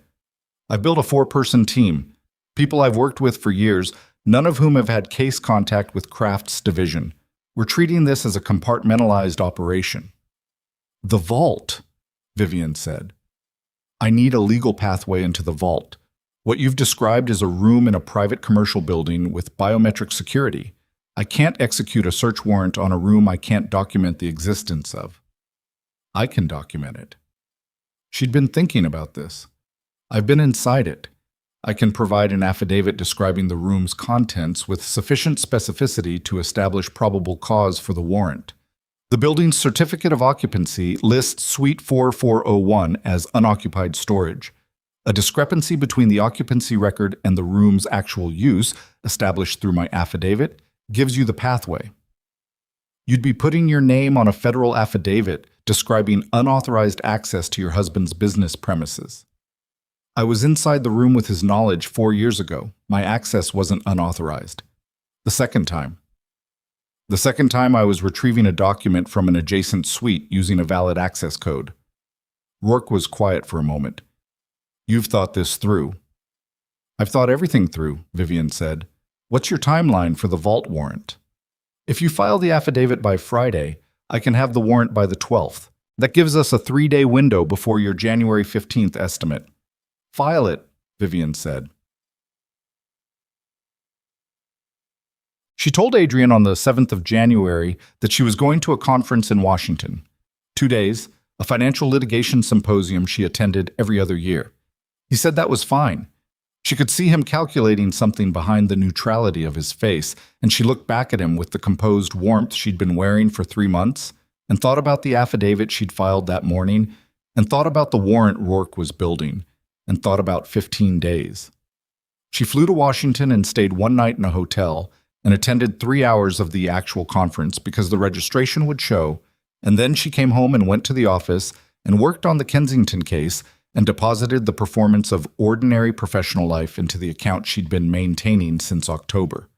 On the 10th of January, she met Owen for the last time at the diner in Pilsen. She told him about Rourke. She told him about the warrant. She told him that the operation was moving on a track that no longer required him, which was both true and a form of protection. If Kraft became aware that Owen had been working against the organization's interests, Owen's safety became a variable she couldn't control. He listened. He nodded slowly. He looked at his coffee. You don't need me to tell you this was the right call, he said. No. I should have verified Kraft more carefully before I brought him in. You trusted someone you'd known for 22 years, she said. That's not stupidity. It's the thing they depend on. He looked up at her. You're going to be in the room when it happens. Yes. Rourke approved that? Rourke understands that I'm the only person in that ballroom who knows where everybody is buried, which means I'm the most valuable set of eyes she has on the ground until her team is in position. A pause. She didn't love it. She approved it. Owen nodded. He looked at his notebook on the table, and then he picked it up and put it back in his coat pocket. Be careful, he said. It was the first time in 3 months he'd said something that sounded entirely personal rather than operational, and she received it as such. I will, she said. What? January 15th came in gray and cold, the sky pressing low over the lake. the city moving through its Friday with no knowledge of what was happening on the 44th floor of a building on South Michigan Avenue.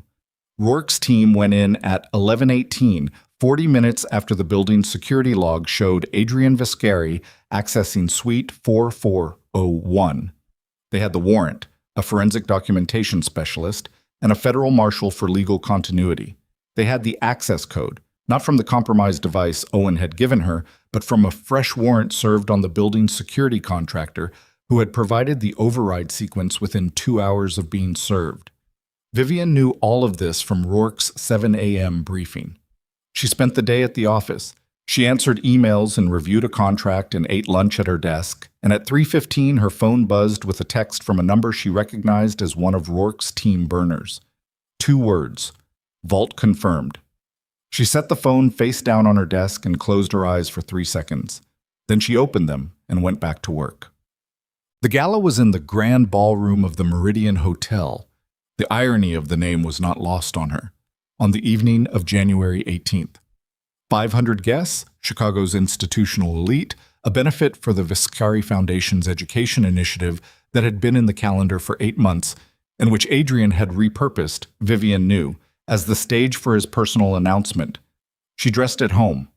The black gown she'd had altered in December, a silhouette that was architectural rather than decorative, the kind of dress that occupied space with intention. The wedding necklace, the strand of diamonds he'd called a Viscari family piece, she took from the jewelry box and held in her palm for a moment, the stones cold against her skin, and then she fastened it at the back of her neck and looked at herself in the mirror. She looked like a woman attending a gala. She looked nothing like what she was. She took a cab rather than the car. The cab dropped her at the hotel entrance at 8:15, and she walked through the doors alone, checked her coat, accepted a champagne glass from a passing tray, and entered the ballroom. It was everything Adrian did well. The scale, the precision, the ambient warmth of 500 well-dressed people in a room where the flowers cost more than most people's rent. She moved through it with the ease she'd spent 9 years developing, touching shoulders, exchanging the social currency of names and brief, genuine-seeming warmth, working the room the way they'd always worked rooms together, except she was doing it alone, and she was doing it as reconnaissance. She clocked Rourke's people within 12 minutes. She'd been told there would be 6 of them, federal agents in evening wear, the kind of undercover presence that required actors rather than operators. She found 4 of the 6. The other 2 she assumed were positioned outside or in service areas, and she left them unfound rather than risk the tell of searching. She found Celeste at 9:10 near the bar on the east wall in a champagne-colored gown that was either coincidence or a statement, talking to a city alderman with the particular animation of someone performing excitement while running a different calculation entirely. Their eyes met across the room. Celeste smiled. Vivian smiled back and raised her glass a centimeter and kept moving. She found Adrian at 9:25. He was near the stage talking to 3 men she recognized as investors from the group's legitimate portfolio, and he looked the way he always looked at these events. Inhabited, magnetic, the kind of man who seemed most fully himself in rooms full of people watching him. He saw her from across the room, and something moved through his face that she read now with the accuracy of someone who had spent 3 months learning to see past the surface. Relief. Very brief. The relief of a man who'd been uncertain whether the variable he'd calculated as controlled was going to appear where it was supposed to appear. She was where she was supposed to be. She smiled at him across the ballroom, and he smiled back and excused himself from his conversation and crossed to her. "You look extraordinary," he said. "You've used that line before," she said. He laughed, easy, warm, the laugh she'd fallen for 9 years ago, and leaned in to kiss her cheek, and she held her ground and received it, and smelled his cologne and thought about a kitchen in October and a phone and 11 minutes and 43 seconds. "Enjoying yourself?" he said. "It's a beautiful event," she said. "Your team outdid themselves." "They usually do." He looked at her necklace, the diamonds, his family piece around her throat. Something moved behind his eyes that she catalogued without reacting to. "You wore it." "Special occasion," she said. He held her gaze for a beat that was perhaps 1 second longer than social convention required, and in that second she could feel the recalculation happening behind his face, The variable checking, the confirmation that everything was where he'd positioned it, and then he smiled and touched her elbow lightly and said, "Stay close tonight. I have an announcement I'd like you to be present for." "Of course," she said. He moved back toward the stage. She watched him go.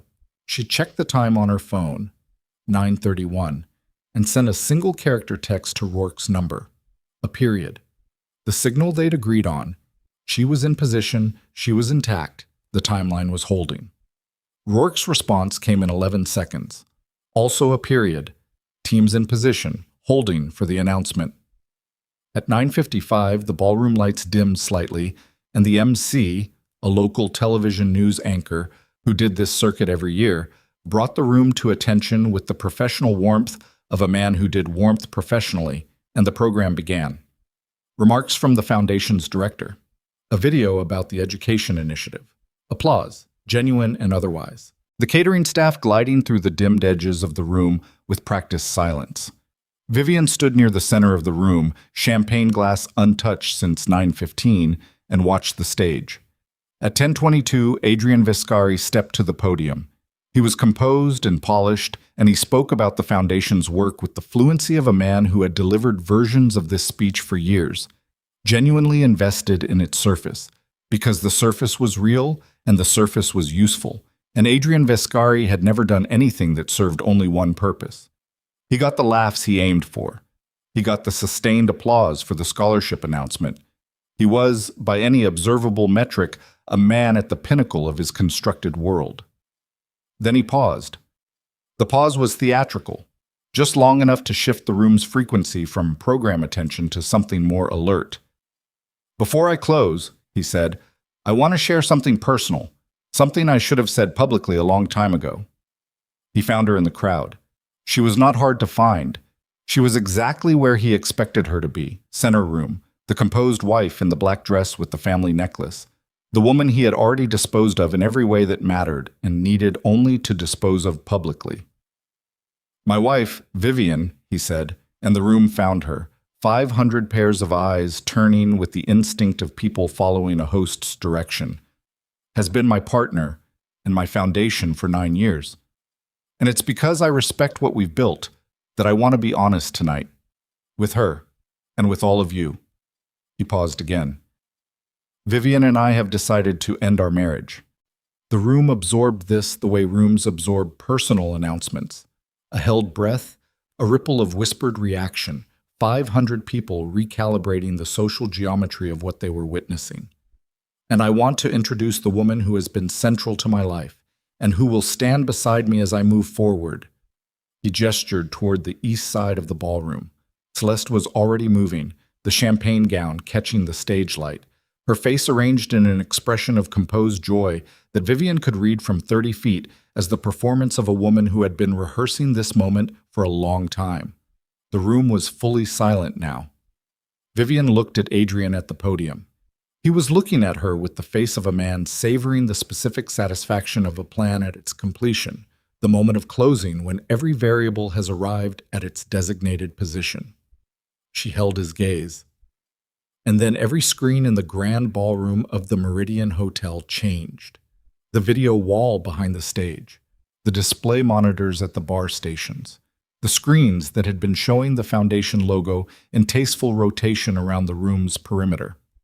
Every screen simultaneously replaced its content with a single image. A financial document, dense with transaction data, a wire transfer record showing 9 figures moving through 3 shell entities in 48 hours. The room took 2 seconds to understand what it was looking at. Then the second document appeared. Then the third. Bank transfers, Shell Corporation ownership chains, an audio waveform. And then the audio itself. Adrian's voice. Unmistakable, coming through the ballroom sound system with the clarity of a recording made in a quiet car on a November afternoon. Vivian suspects what I allow her to suspect. That's always been the arrangement. The ballroom went the kind of silent that happens when 500 people stop breathing at the same moment. Celeste had stopped moving. She was standing in the middle of the room in her champagne gown with her face in a configuration it had never been designed to hold publicly, stripped for one unguarded second of every layer of performance. Adrian Vescari stood at the podium. He was looking at the screens. Then he looked at Vivian. She looked back at him across the silent ballroom with the wedding necklace at her throat and her champagne glass held loosely at her side, and her face composed into something that was not a smile and not a threat, but the expression of a woman who had finished building something and was watching it stand. She heard the doors, all four sets of ballroom doors opening simultaneously, the sharp authoritative sound of federal agents moving into a room with purpose, and the first voice, Rourke's, clear and carrying, cutting through the frozen silence of 500 people who had come to a charity gala and were leaving as witnesses to something none of them would ever fully describe correctly, but all of them would spend years trying. Adrian Vescari, federal agents, step away from the podium. Adrian's hands were flat on the podium. He was looking at Vivian. She watched his face move through the stages, the disbelief, the calculation, the search for an exit that wasn't there, and finally, underneath all of it, something she hadn't expected and couldn't fully name. Not rage, not the cold fury of a man betrayed, something older and quieter than that, something that looked for one fraction of a second almost like recognition. He had underestimated her. He knew it. The ballroom erupted, not all at once, but in a cascade. Men near the exits moving for them, the instinct of people adjacent to criminal enterprise when federal presence arrives, the shouts of agents cutting through the noise, Celeste's voice somewhere behind Vivian saying something that became inaudible in the chaos, the sound of a chair falling, glass breaking, the particular acoustic chaos of a controlled situation fracturing at its edges. Vivian did not move. She stood in the center of the room while it detonated around her, and she watched Adrian step back from the podium, not toward the agents, not toward her, but toward the stage-left exit. The door she knew from the building schematics led to a service corridor, and from there to the hotel's lower level and the loading dock and the street. She knew because she'd studied the building schematics in December. She knew because she'd told Rourke about the service corridor. She knew because she'd planned for exactly this, and Rourke had 2 agents in that corridor already. But she also knew, because she'd spent 9 years learning this man's reflexes, that Adrian Vescari did not, when cornered, do the thing you predicted. He did the thing adjacent to the thing you predicted, the half-step lateral move that used your own preparation against you. He wasn't going to the service corridor.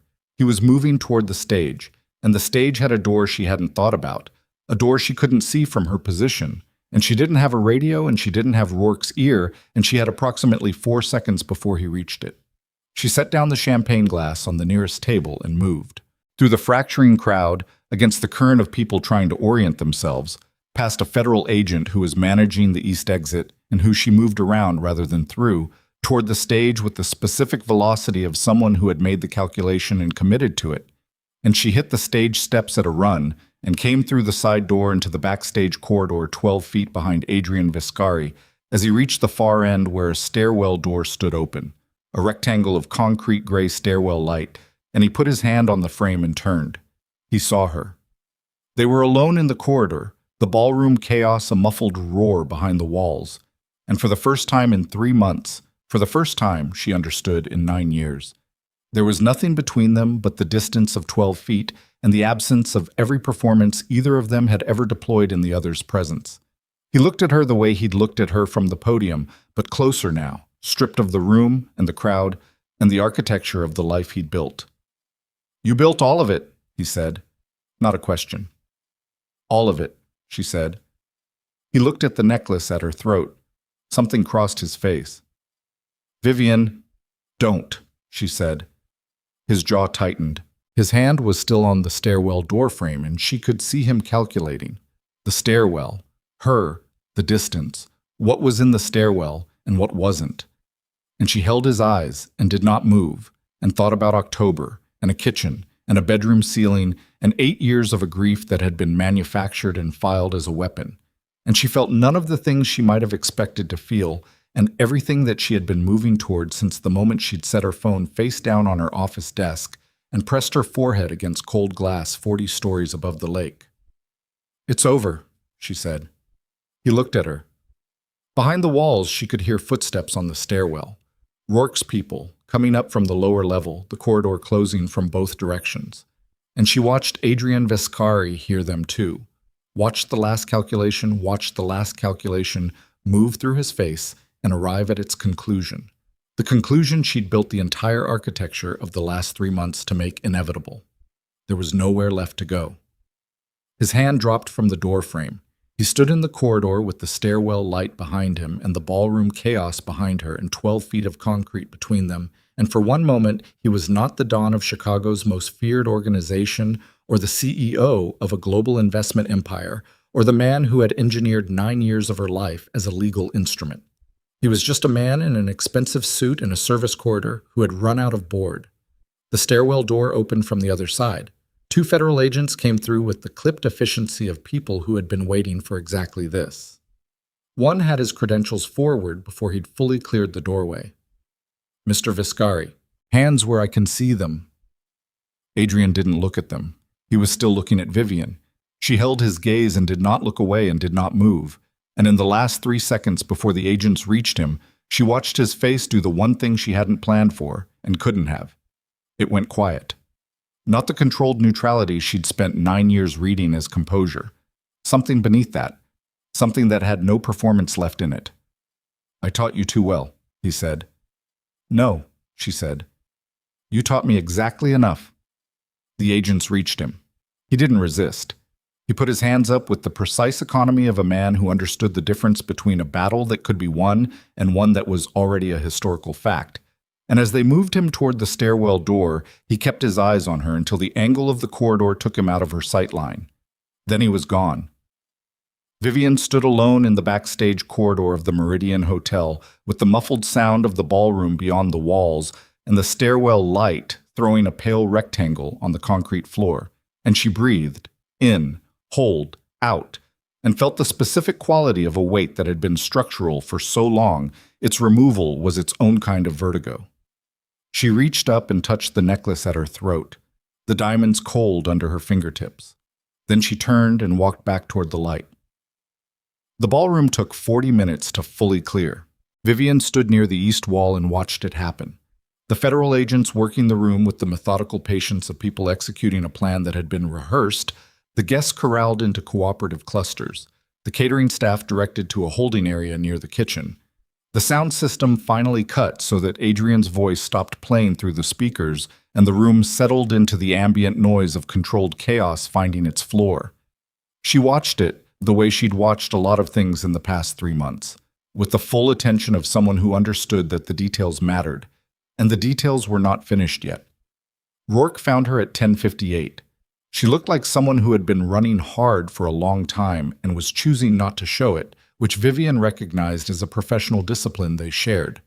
There was a radio in her hand and a slight flush along her jaw that might have been exertion or adrenaline or both, and she looked at Vivian for a moment before she spoke with the assessing quality of someone confirming that a variable had come through intact. He's in custody, she said. 11 of his captains are in custody or being picked up in the next hour. The financial injunctions were filed at 10:30. Every Viscari Group account is frozen as of right now. The vault documentation, Vivian said, authenticated and in federal custody since the 15th. We have enough in those ledgers alone for a RICO case that will take 3 years to fully prosecute. A pause. It's solid, Vivian. What you built, the carrier records, the Meridian chain, the shell documentation. It's the architecture the vault evidence hangs on. Without your work, we have a complicated financial crime. With it, we have the complete picture. Vivian looked at the ballroom around her. The overturned chairs near the exit, a champagne glass on its side under a table. The video wall still displaying the last document image before someone had thought to cut the feed. A wire transfer record in frozen blue light above an empty stage. Celeste, she said. She's being processed. Her attorney arrived 20 minutes ago. Corporate defense, white shoe firm. She'll negotiate. Rourke's voice was even.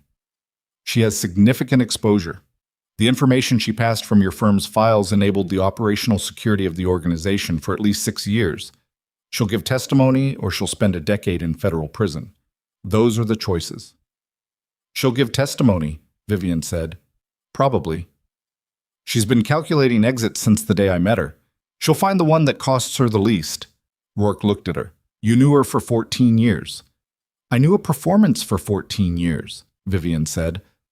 I don't know how much of the person was underneath it. Maybe nothing. Maybe more than I want to give her credit for. She paused. It doesn't matter now. It may matter at sentencing. Then it'll matter at sentencing. Tonight it doesn't. Rourke nodded slowly. Then, I need you to come in tomorrow morning. Full debrief, formal statement, the whole process. It's going to be a long day. I know. And Vivian. Rourke held her gaze. The Meridian exposure, your work product in the chain of title. I've reviewed it with my team. The evidence is clear that your participation was in good faith, that you had no knowledge of the underlying criminal purpose, and that you came forward voluntarily with the documentation that enabled this prosecution. I'm not in the business of burning witnesses who built my case.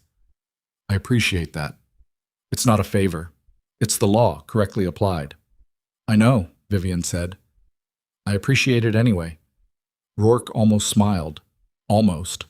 Then her radio crackled and she was moving again back into the machinery of what she'd set in motion, and Vivian watched her go and stood alone in the emptying ballroom of the Meridian Hotel and felt the first real stillness she'd felt since October. She took a cab home. The house on Astor Street was dark and quiet, the way houses go quiet when whatever animated them has been removed. She turned on the kitchen light and stood in it and looked at the counter where the candle usually sat.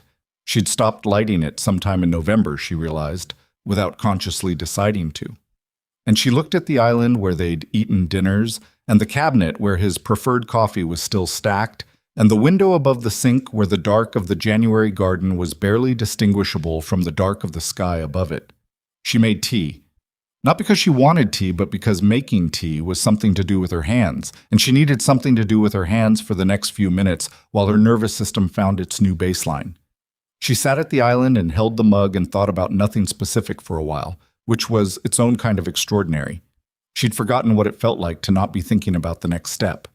After a while, she went upstairs and showered and put on clothes that were not the black gown and went back downstairs and sat at the kitchen island again and let the house be quiet around her and let herself be a person sitting in a kitchen in the middle of the night rather than an operation in progress. Her phone had 23 unread messages. She looked at the notification number and put the phone face down. Not yet. Teat. She called her parents in the morning. Her mother answered on the second ring and said her name in the particular voice that mothers have, the voice that contains the full history of a person in a single syllable. And Vivian sat in her car in the parking structure near the federal building and said, I'm okay. I need you to hear that first. I'm okay. Her mother said, What happened? A lot, Vivian said. I'll explain everything. Not on the phone. Can you and Dad come to Chicago this weekend? We'll be there tomorrow, her mother said, which was the answer Vivian had known she'd give, and which hit her, unexpectedly, in a place she'd been keeping sealed for 3 months. Tomorrow's good, she said. Her voice was steady. Mostly. Vivian? I'm okay, Mom. I know you are, her mother said. You always are. That's not the same as being fine. Vivian sat with that for a moment. No, she said. It's not. She went in for her debrief. Yeah. The debrief took 11 hours across 2 days. Rourke's team was thorough and professional and occasionally exhausting in the way that thorough professional people are when they need every detail and you are the detail's source. Vivian gave them everything. The October call, the research methodology, the library computers, the prepaid phones, the Hyde Park coffee shops, the safety deposit box, the device placements, Owen Mercer's involvement, Kraft's appearance at Celeste's party, the full accounting of every step she'd taken from the moment she'd set the phone face down on her desk. She did not minimize her own actions, and she did not embellish them. She gave the facts in chronological sequence with the precision of someone who had spent her professional life understanding what testimony needed to be and what it could not afford to be. On the second day during a break, Rourke brought her coffee and sat across from her in the small conference room and said, Can I ask you something off the record? Go ahead. When you were in that corridor, after the ballroom, before my agents came through the stairwell door, she held her mug with both hands. What were you going to do if he'd run? Vivian thought about it honestly. Stop him, she said. How? However I needed to. Rourke looked at her for a moment. That's not a lawyer's answer. No, Vivian agreed. It isn't. She saw Celeste once more. It was 3 weeks after the gala, a Thursday afternoon in February, gray sky and a cold that had settled into the city with the permanence of a long-term tenant. Vivian had been called to the federal building to review a preliminary evidence summary, and she was leaving through the main entrance when she saw Celeste in the lobby with her attorney, the white shoe partner, immaculate in a way that money purchased and crisis didn't fully erase, moving toward the elevator bank. Celeste saw her at the same moment. They were perhaps 15 feet apart. The lobby moved around them with the indifferent traffic of a federal building. Attorneys, clerks, security personnel, the ordinary machinery of institutional process. Neither of them moved for a moment. Celeste looked the way people look when the performance has been dismantled, and what's underneath is not nothing but is smaller and more frightened than the performance had suggested. She was still beautiful. That was somehow the most honest thing about her.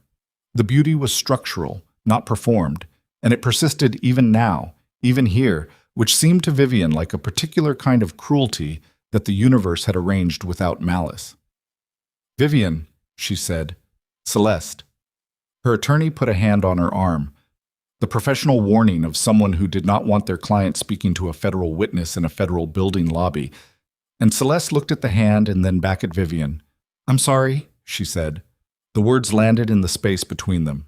Vivian looked at her and thought about 14 years and what they'd actually contained, the real conversations threaded through the extracted ones, the moments of genuine warmth she couldn't fully discredit even now, because discrediting them entirely would require a certainty she didn't have, and maybe didn't want to have, because the alternative, that none of it had been real, that 14 years of friendship had been purely instrumental from the first day, was a weight she wasn't going to carry. She didn't know the full truth of what Celeste had been, or when she'd stopped being it, or whether there had ever been a version of her that had meant the friendship without also mining it. She'd probably never know. That was its own thing to live with. "I know," Vivian said. It wasn't forgiveness. It wasn't absolution. It was the acknowledgement of a fact, that the words had been said, that they'd been heard, that the accounting between them existed even if it would never fully balance. And she left it at that because she'd learned, in the past 4 months, the difference between what needed to be resolved and what needed to be released. She walked out of the federal building into the February cold. The Viscari Group's collapse took 8 months to complete. Not because the evidence was insufficient. The vault documentation alone was catastrophic for the organization's legal position. But because dismantling an empire that had been built over 3 decades, through 9 layers of legal architecture, with tendrils in political offices and union structures, and legitimate businesses across 6 states, required the kind of sustained institutional effort that couldn't be rushed without breaking things that needed to remain intact.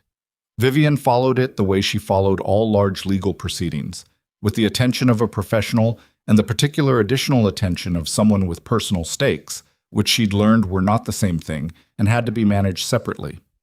Adrian's trial was scheduled for the following autumn.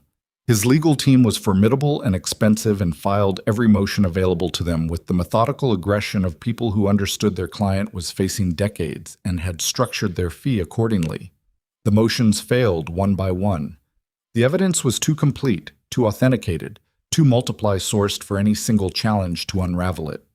Vivian knew this because she'd built it that way, and she watched the motions fail with the detached satisfaction of a person reviewing their own work and finding it held. He did not attempt to contact her. She'd thought he might. Through attorneys, through the civil proceedings that ran parallel to the criminal case, through some channel that his resources could still purchase, despite the frozen accounts. He didn't. She didn't know whether that was tactical discipline or something else, and she stopped trying to determine which. Samuel Kraft resigned from the Bureau in February, citing health reasons, 3 days before an internal affairs investigation that had been quietly building since Rourke's team had flagged the Celeste connection would have reached him formally. The resignation came with a negotiated agreement that his cooperation with the investigation into the Viscari Organization's federal infiltration would be factored into whatever came next for him. His daughter Sophie finished her graduate degree in Boston in May. Vivian knew this because she'd looked it up once and then stopped looking. Owen Mercer she met for coffee in March, a real coffee shop rather than the Pilsen Diner, a place in Lincoln Square with good light and no ambient significance. He looked like a man who had put something down that he'd been carrying for a long time. Not lighter, exactly, because weight that long carried leaves structural changes, but differently arranged. "How are you?" he said. Not with the professional inflection of someone asking as prelude, but actually asking. "I'm figuring that out," she said. "You?" "Same." He wrapped his hands around his mug. "I testified in front of the Oversight Committee last week. Everything, well, the investigation, the shutdown, Kraft, all of it, on the record. How was that?" 22 years late, he said. "Better than never." They sat for a while and talked about things that were not the operation. A book he'd been reading, a neighborhood restaurant she'd tried, the way Chicago handled February, which was badly and with a certain civic pride about the badness. It was a conversation between two people who had been through something and were now on the other side of it, which was its own kind of territory, unfamiliar and requiring navigation. When they parted on the street outside, Owen put out his hand. She shook it. He held it a beat longer than a handshake required. "You did something most people don't do," he said. "What's that?" "You held on to yourself the whole way through." She thought about that on the walk to her car. She wasn't certain it was true. She'd felt herself shift and compress and harden in ways she hadn't fully accounted for yet, ways she'd need to spend time with in the months ahead. Holding on to yourself and being changed by what you held on through were not incompatible, but they required different kinds of attention. She was still working out which parts were which. She left Harmon and Wells in April. Not under pressure, the firm had handled the revelation of Adrian's crimes with the careful diplomatic distance of an institution protecting itself, which she'd expected, and there had been conversations in March that were professional and thorough and resulted in a mutual understanding that her future and the firm's future were probably better served by diverging cleanly. She'd been offered a substantial settlement package. She negotiated it upward by 30% as a matter of principle and signed the paperwork on a Tuesday, and walked out of the building on South Wacker with a banker's box and the particular lightness of a person who has finished something. She stood on the sidewalk with the box under her arm and looked at the building. 22 floors of glass and steel, the place she'd arrived at 24 years old with the clean hunger of someone who understood what she was capable of and wanted the room to prove it. And she felt the weight of a decade's worth of work inside those walls, the real work, the work she'd done before any of it had been compromised, and she let herself acknowledge it as hers. Then she put the box in her car and drove. The foundation was her idea, assembled over 6 months of conversation with legal colleagues, survivor advocates, financial crime specialists, and 2 federal prosecutors who'd spent careers watching people emerge from the wreckage of coercive control with nothing, no money, no documentation, no understanding of the legal mechanisms that had been used against them and the ones that could be used for them. She called it the Cross Foundation, which her mother said was either bold or unavoidable, and Vivian said both, and her mother laughed. Its focus was specific: legal representation and financial recovery for survivors of financially coercive relationships and organized crime-adjacent abuse. The population of people who fell into the gap between domestic violence resources and federal financial crime prosecution, people whose situations required the kind of legal sophistication that free clinics couldn't provide and private firms wouldn't take on contingency.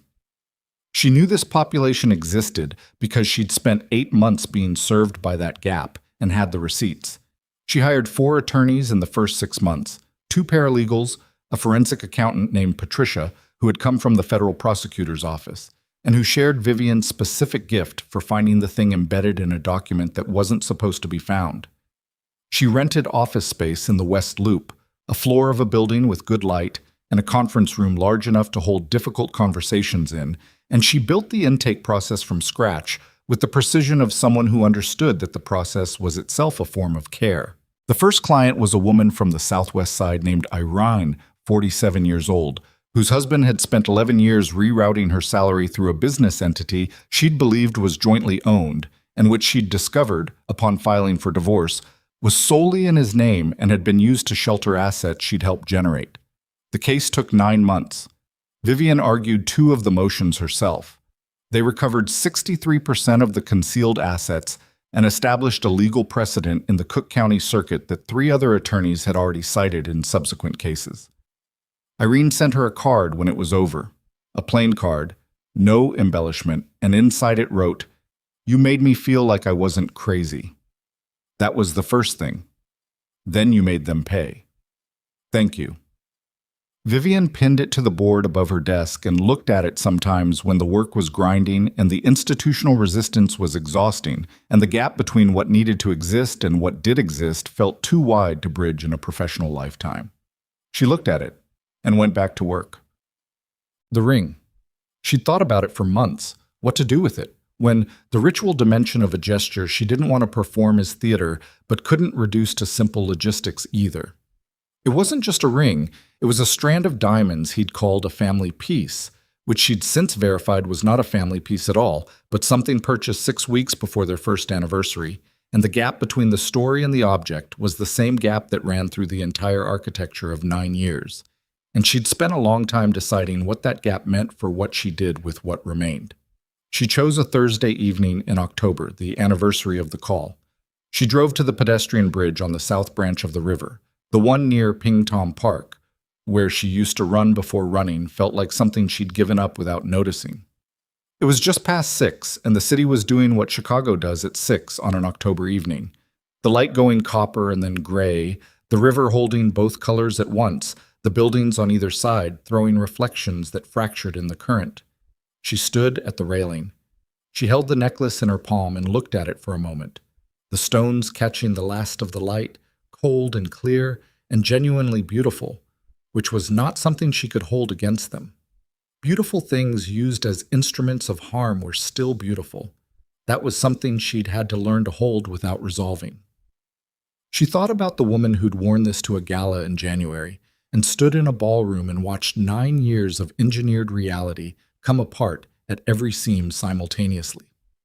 She thought about the woman who'd stood in an office on October 14th and pressed her forehead against cold glass. She thought about the women who sat across from her in the West Loop conference room with their documents and their fear and their specific, resilient determination to understand what had been done to them and to recover what could be recovered and to live afterward as themselves rather than as the instrument of someone else's design. She opened her hand. The necklace caught the last light for one moment, a brief scatter of cold fire, and then it was gone, taken by the current, and the river moved on the way rivers move, without ceremony, without marking the addition of one small thing to everything it already carried. She stood at the railing for another minute with her hands loose at her sides and the October air coming off the water with the clean, specific cold of a city moving into its next season, and she breathed in, hold, out, and felt the shape of what was on the other side of the exhale. Not clean, not simple, not the uncomplicated freedom of a story that ended with justice distributed and damage repaired, and every cost fully accounted for. The damage was real, and it was hers, and she was going to be finding its dimensions for years, in the specific ways that you find the dimensions of damage, suddenly, sideways, in moments that don't announce themselves as significant until you're already inside them. But she was finding them as herself. That was the thing. That was the only thing, finally, that held when she pressed on it, that she'd gone through every inch of this as the person she actually was, not the person she'd been constructed to be, not the instrument, not the legal shield, not the grieving wife performing stability for an audience of one who was always evaluating the performance. Herself. Intact. Changed, yes. Harder in some places and more careful in others, and carrying the specific knowledge that the world contains people who will engineer your love as a mechanism of control and do it with such patience and precision that you won't see it until the accident that reveals it. That knowledge was not something she'd asked for and was not something she'd give back, because it lived in her now as the foundation of something useful. The foundation of the conference room in the West Loop and the 4 attorneys she'd hired and the Irene cases she'd take for the rest of her professional life. She pushed off the railing and turned back toward the park. The city was fully in its evening now. Lights coming on across the buildings, the river going dark beneath the bridges, the particular ambient sound of Chicago in autumn, which was wind and traffic and something underneath both. That was the sound of a city that had survived everything it had been given so far and intended to keep surviving. Vivian Cross walked back along the river path with her hands in her coat pockets, and her face into the wind and the ring no longer on her finger, and the necklace no longer at her throat, and nothing around her neck or on her hand that hadn't been put there by her own choosing. She walked toward her car. She had work tomorrow. She had work for a long time yet. The city moved around her the way it always moved, without ceremony, without memory, indifferent and alive. And she moved through it the same way, and the river behind her carried what it carried toward the lake, and the lake held it the way the lake held everything, which was completely and without judgment. And the night came down over Chicago the way night always came, and the story was finished.